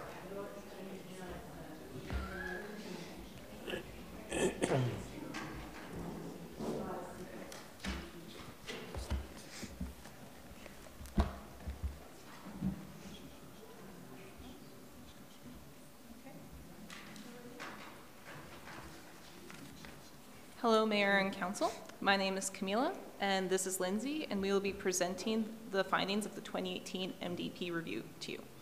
I'm going to start with a refresher on some projects from our last year's review, and then I'm going to pass on to Lindsay, who will work in telling you on what we're going to be doing in the next year and years to come. So, just a quick update on the MDP. Our MDP was adopted in late 2016. This is a high-level document that outlines the goals of the community and provides guidance as to how we should develop Canmore. And although high-level, it does recommend some specific projects that could be executed in order to achieve some of these goals. And when the document was adopted, Council decided that they would like to have yearly updates of the MDP that would provide them information on the progress of obtaining some of these goals. And this is why we are here today, to present with you an update on what projects we have done in the last year, as well as changes from our last year's review. And our last year's review happened almost a year ago. And so what we're going to be talking about today is really a focus on the work and actions that have happened in 2018. So although some stuff has happened in this year, we won't really be talking about that. So let's start with some of the key projects that were mentioned in last year's review. Last year, we named a few of these projects that would be expanded on specifically in 2018, and I just want to follow up on the progress of some of these. The first one, starting big, is affordable housing. This is a major section of the MDP and has been a priority of our council. Some key changes from last year include Council approving first reading of a new land use bylaw that's proposing to expand the location of suites throughout Canmore. This new bylaw would try to remove some of the barriers that currently exist with suite development, such as the need for a parking stall if you're within a certain distance to downtown. And so although it's only received first reading, final reading of this bylaw is expected to be brought to council later this year. Lindsay's going to talk a little bit more about affordable housing, but another update I would like to mention is the removal of the suite incentive program from the budget this year. Unfortunately, after a few years of this program being offered, the planning department has never received a successful application, and as a result, it was removed from the budget in December 2018.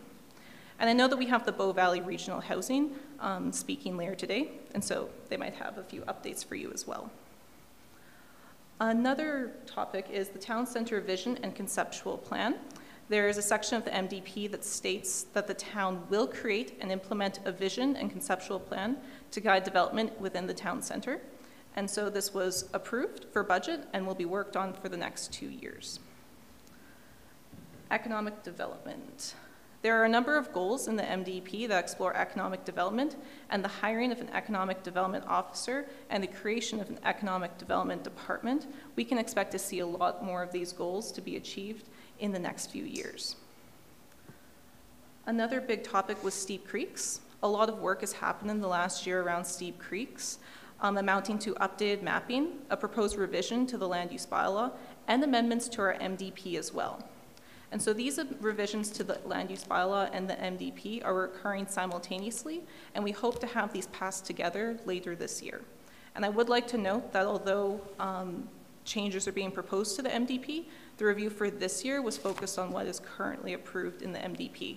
Potentially next year, we would be focusing on the new regulations.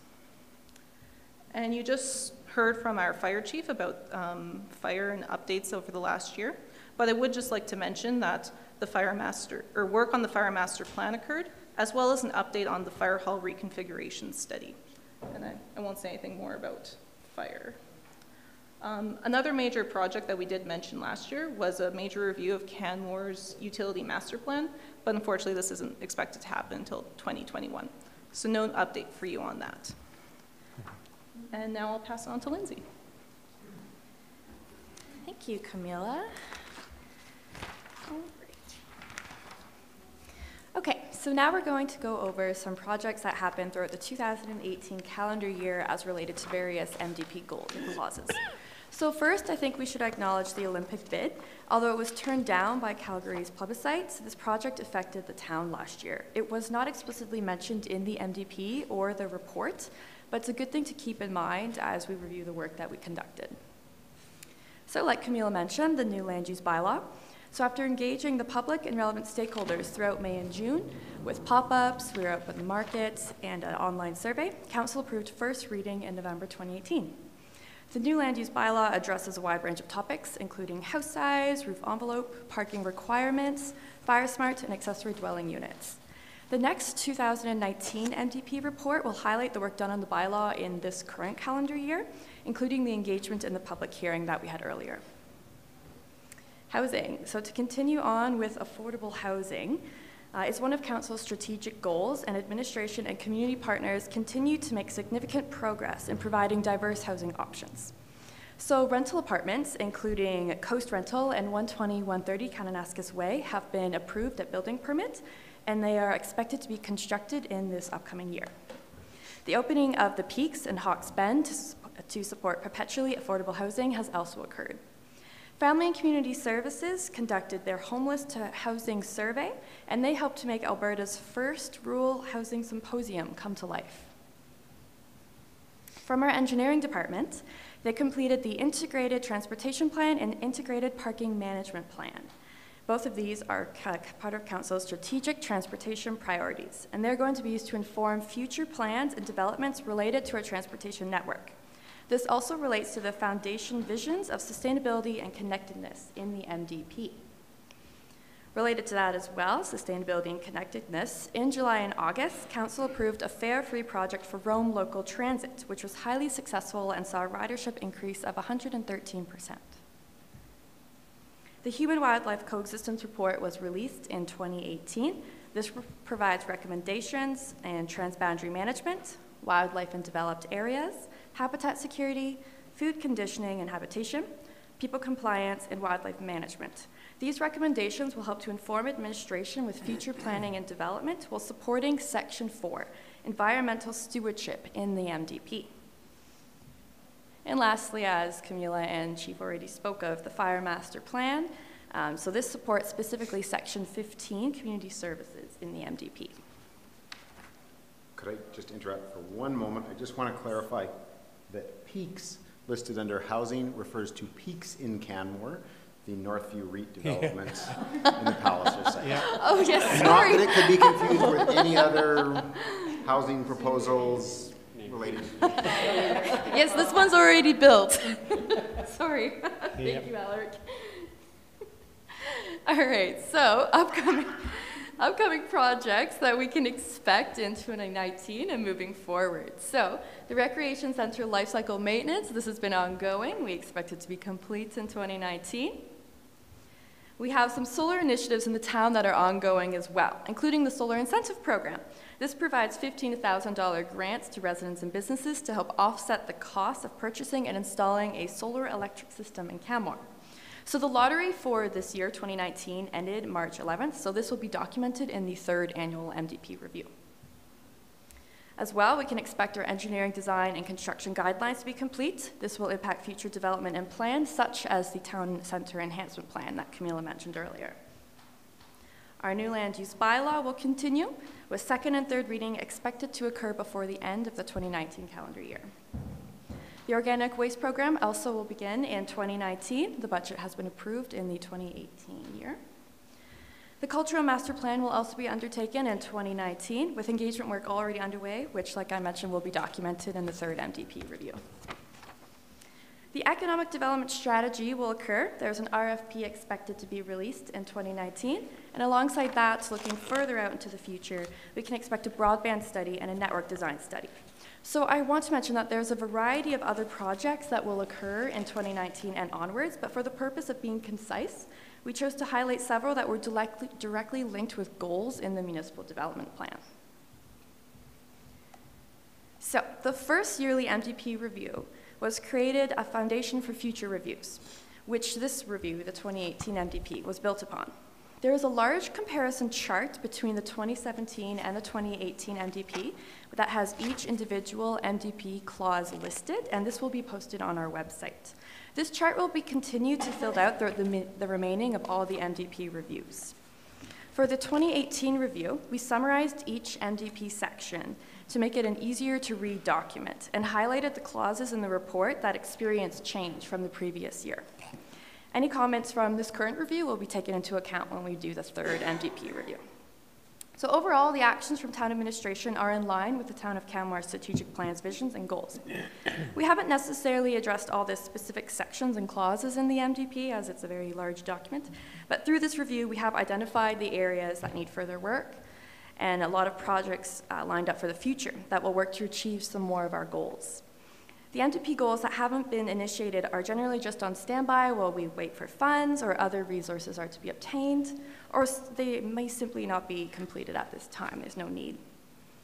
So the next review of the 2016 MDP is expected to occur on a similar timeline after 2019 and will be presented to Council early 2020. Based on the feedback of this review, the next MDP will be refined to expand upon both the 1st and 2nd reviews. The purpose of these annual reports is to have data about what was achieved, what was not achieved, and what takeaways the MDP provided that can be referred to in the future, especially during the eventual revision of the entire MDP, which will take place in 2021. So thank you for listening, and we'll be taking any questions now. Thank you very much. And I'll just note that the direction at the time of approval of the MDP around this presentation was as much or perhaps more for the sake of the community than for council. It was felt by council that it was important that the community could see how the MDP was being brought into action. And I know it's a lot of work for you to prepare this report. I really appreciate it. I have a number of questions, but in regards to the time, I'll be a little more selective in my questions, and I don't know if other members of council have questions as well. The first one is fairly straightforward, and it's on page 15 of your report under section 5.1.1, general affordable housing policies, and the bullet point notes that employee housing regulations and the land use bylaw have been proposed for first reading, and work continues on engaging stakeholders in 2019. And I think I heard in an earlier part of this meeting that there has been quite a bit of engagement with the accommodation sector, particularly around employee housing. Yeah, so we had a workshop 2 weeks ago, 1 week ago with, it was just last week, yeah. So recent, focusing on employee housing and the proposed regulations at first reading to get some feedback and ideas for potential changes before second reading. And that's one example of that engagement. Great. Mm-hmm. So coming out of that engagement, there's likely to be some recommended changes to what was approved at first reading? Yes. Thank you.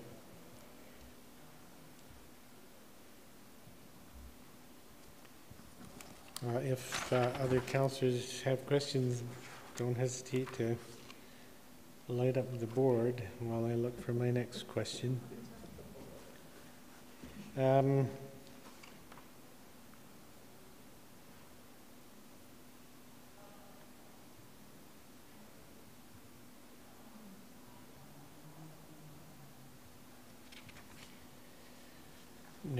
I'll let that one go.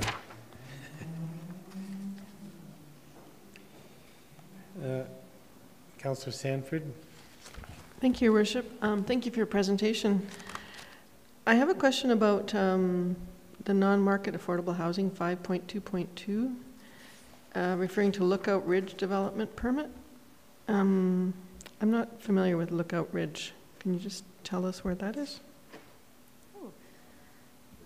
Is that the one over by the highway beside the coast? Is that? Alec will help us out. It's in Stewart Creek Phase 2. Oh, so it's okay. Not in the newest area of Stewart Creek, which is Phase 3, but it's, yeah. So was it that parcel that we put together through the MR, or this is something completely different? No, it's actually approximately across the street from that parcel.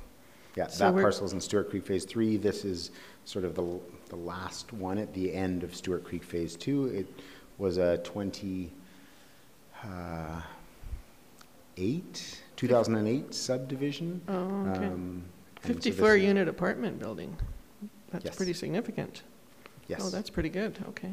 So there was a density bonus provided on that, and so they received some additional units, and in exchange, the Canmore Community Housing Corporation will be receiving some constructed perpetually affordable housing units. There's 3 PH units and 54-unit apartment building. Oh, correct. Okay, yes. Well, that sounds really good.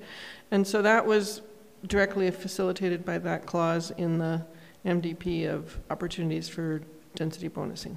Through the MDP and the corresponding clause in the land use bylaw as well, but the two relate. Oh, well, that sounds really good. I know this is a lot of work, and I know that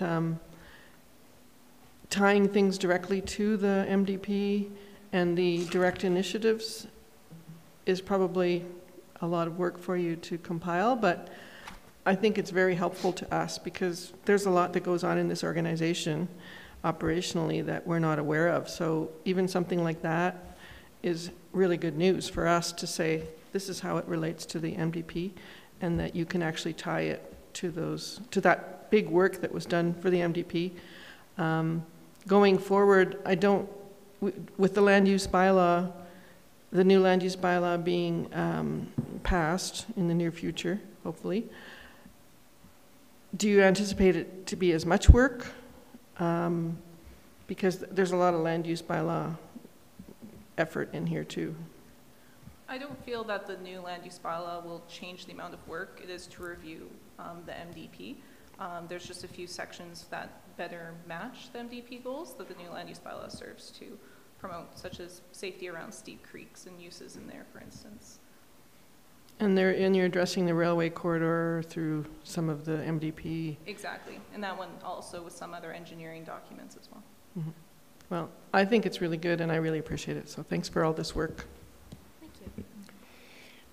Excuse me, just cutting to the very end, and just to keep there for context, I suppose, in section 13.1.1, it talks about in the body of the text, it references key elements of mountain architectural character and site design include, and then there's a number of things, and I'm just curious if it's reasonable to say that through recent planning discussions, we're starting to move away from the notion of mountain architectural character. Is that reasonable to say? In the engagement that happened for the land use bylaw, a lot of what we heard from the community is that they don't feel that there is a mountain town architecture that we have, and that there isn't a need for it, and they would like to see more diverse forms of architecture. And so one of the proposals in the new land use bylaw is to remove away from that for certain types of small scale development, while still requiring it for large scale commercial and industrial. And so potentially, when the entire MDP is looked at again, that particular clause should maybe be amended or further reviewed. Right, I agree, at some future date. I haven't any other substantive questions. Honestly, I don't know if other members of council have any. But again, I just want to reiterate, I really appreciate the amount of work you put into this, and I find it a valuable exercise for council. It reminds us of everything that we and the town of Canmore together have done in response to the MDP, and it allows our community, any residents that are interested in keeping tabs, it allows the community to see how that MDP process is playing out. So thank you for the work you've done to prepare this report. Thank you. Thanks. And now we will move to item E1, council updates. And again, in respect of the time, I will go quickly through this. I just wanted to add one thing to my report, and it's fairly topical. And just for the record, note that we had the delegation from the CCHS Green Club come to the Civic Center. Was that just yesterday, or was it Friday? Friday. Friday. Anyways, so there was approximately 20 students that were here on Friday, and they all had placards with various statements supporting the need to be active in addressing climate change, and they also did have very supportive words, or supportive words for the work. They acknowledged the work the town is doing. So that was refreshing to have the students take that upon themselves and come, and they left this letter with us, which I'll leave on my desk if anybody wants to read it at any time. I don't know if anybody has any questions for other councillors' reports. I have one quick question for Councillor McCallum. Just from the chart you put in regarding with Bow Valley Regional Housing, the 5-year projections, municipal requisition, that attractive drop in requisition in 2022 is. That reflects economies of scale of phase 2. So assuming that phase 2 is occupied by 2022, earlier in the year, you can expect to see the requisitions drop considerably. And that capital amount reflects an annual reserve contribution to maintaining the building, so that we're not in a position where the building needs maintenance and we have our hand out to the province, where we can maintain the building and then stick our hand out to the province. But that projected drop in operating funding is quite significant. It is. It's good. It's what we talked about when you were on the board. Yep, I know. Yeah. Plugging away. Plugging away. Things take time.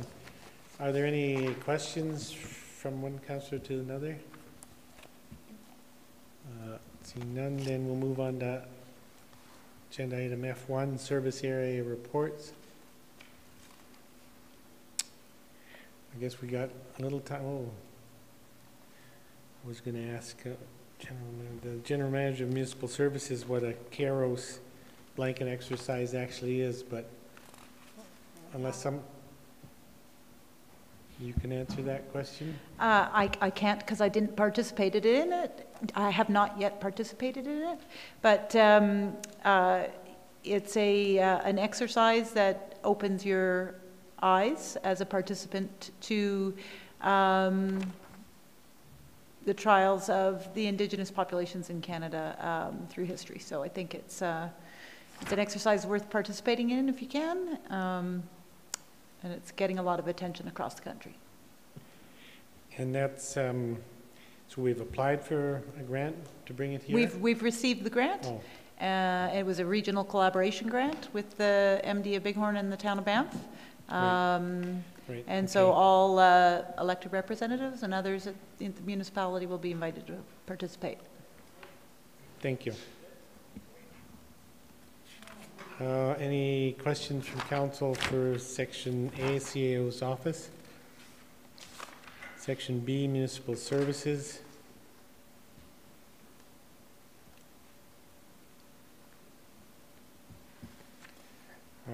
Section, wait a sec.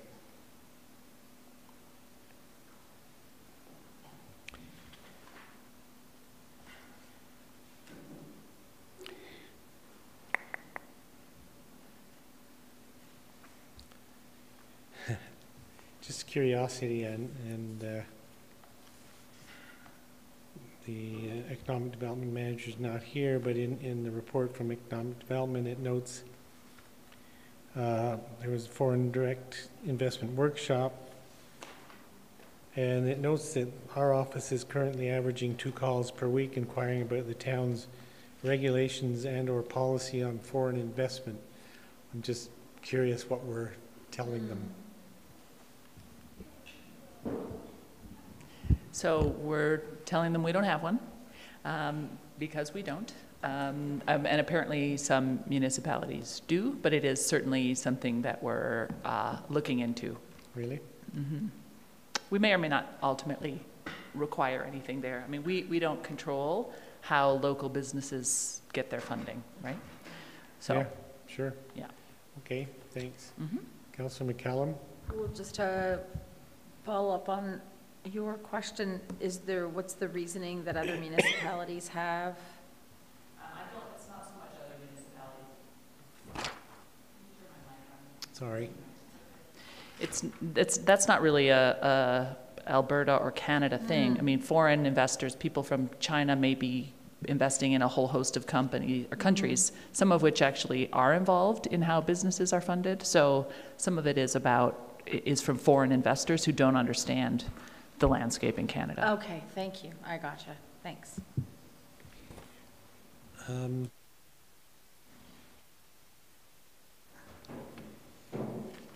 In Section C, corporate services, human resources, I'm not sure what DocuSign, what is DocuSign something we've heard about before? DocuSign is an electric signature software that allows us to more efficiently process, in particular, offer letters. We've historically had to physically go to different buildings to get signatures for those, and this is an electronic software that allows us to do that. Allows us to do it electronically. Saves quite a bit of time. Great, that's kind of what I assumed. Thank you. Any other questions for Section C? Councillor Seeley? No, for Section C, I can wait. Just a utility question. Should I ask it now? Go ahead. I just heard that there was a manhole incident in Eagle Terrace. Does anyone know anything about that? A vehicle was totaled? Might be hearsay. Total, the manhole sprung up and hit a vehicle. Someone mentioned that, and I never heard anything about it, so I don't even know if it's true. I know about this. Our Public Works and Insurance team are working through that. It's my understanding the vehicle was not totaled. There was some damage. There was some damage. But they're working through that now. Yeah. Do you know what happened? What caused that? There was a valve underground that we weren't, I think, aware of that had a pressure release. It's quite technical. And it sprung the manhole and. Not technically, the okay. manhole. But yeah, I'll wait for the report. It's yeah. fine.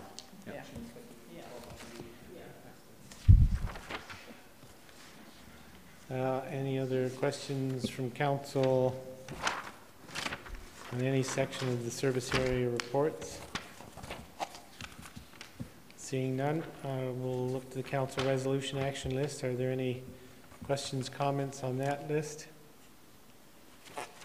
Seeing none, moving on to the Bow Valley Regional Housing report on 2018 highlights. There is a note in the major projects under 2018 about housing needs study nearing completion. Councillor McCallum, do you know how close to completion that study is? I'm hoping the end of this quarter. Okay. That sounds optimistic. Any other questions regarding that report? Seeing none, I believe we've completed the agenda. I'll move that we be adjourned at this time. Those in favor, opposed, we're adjourned.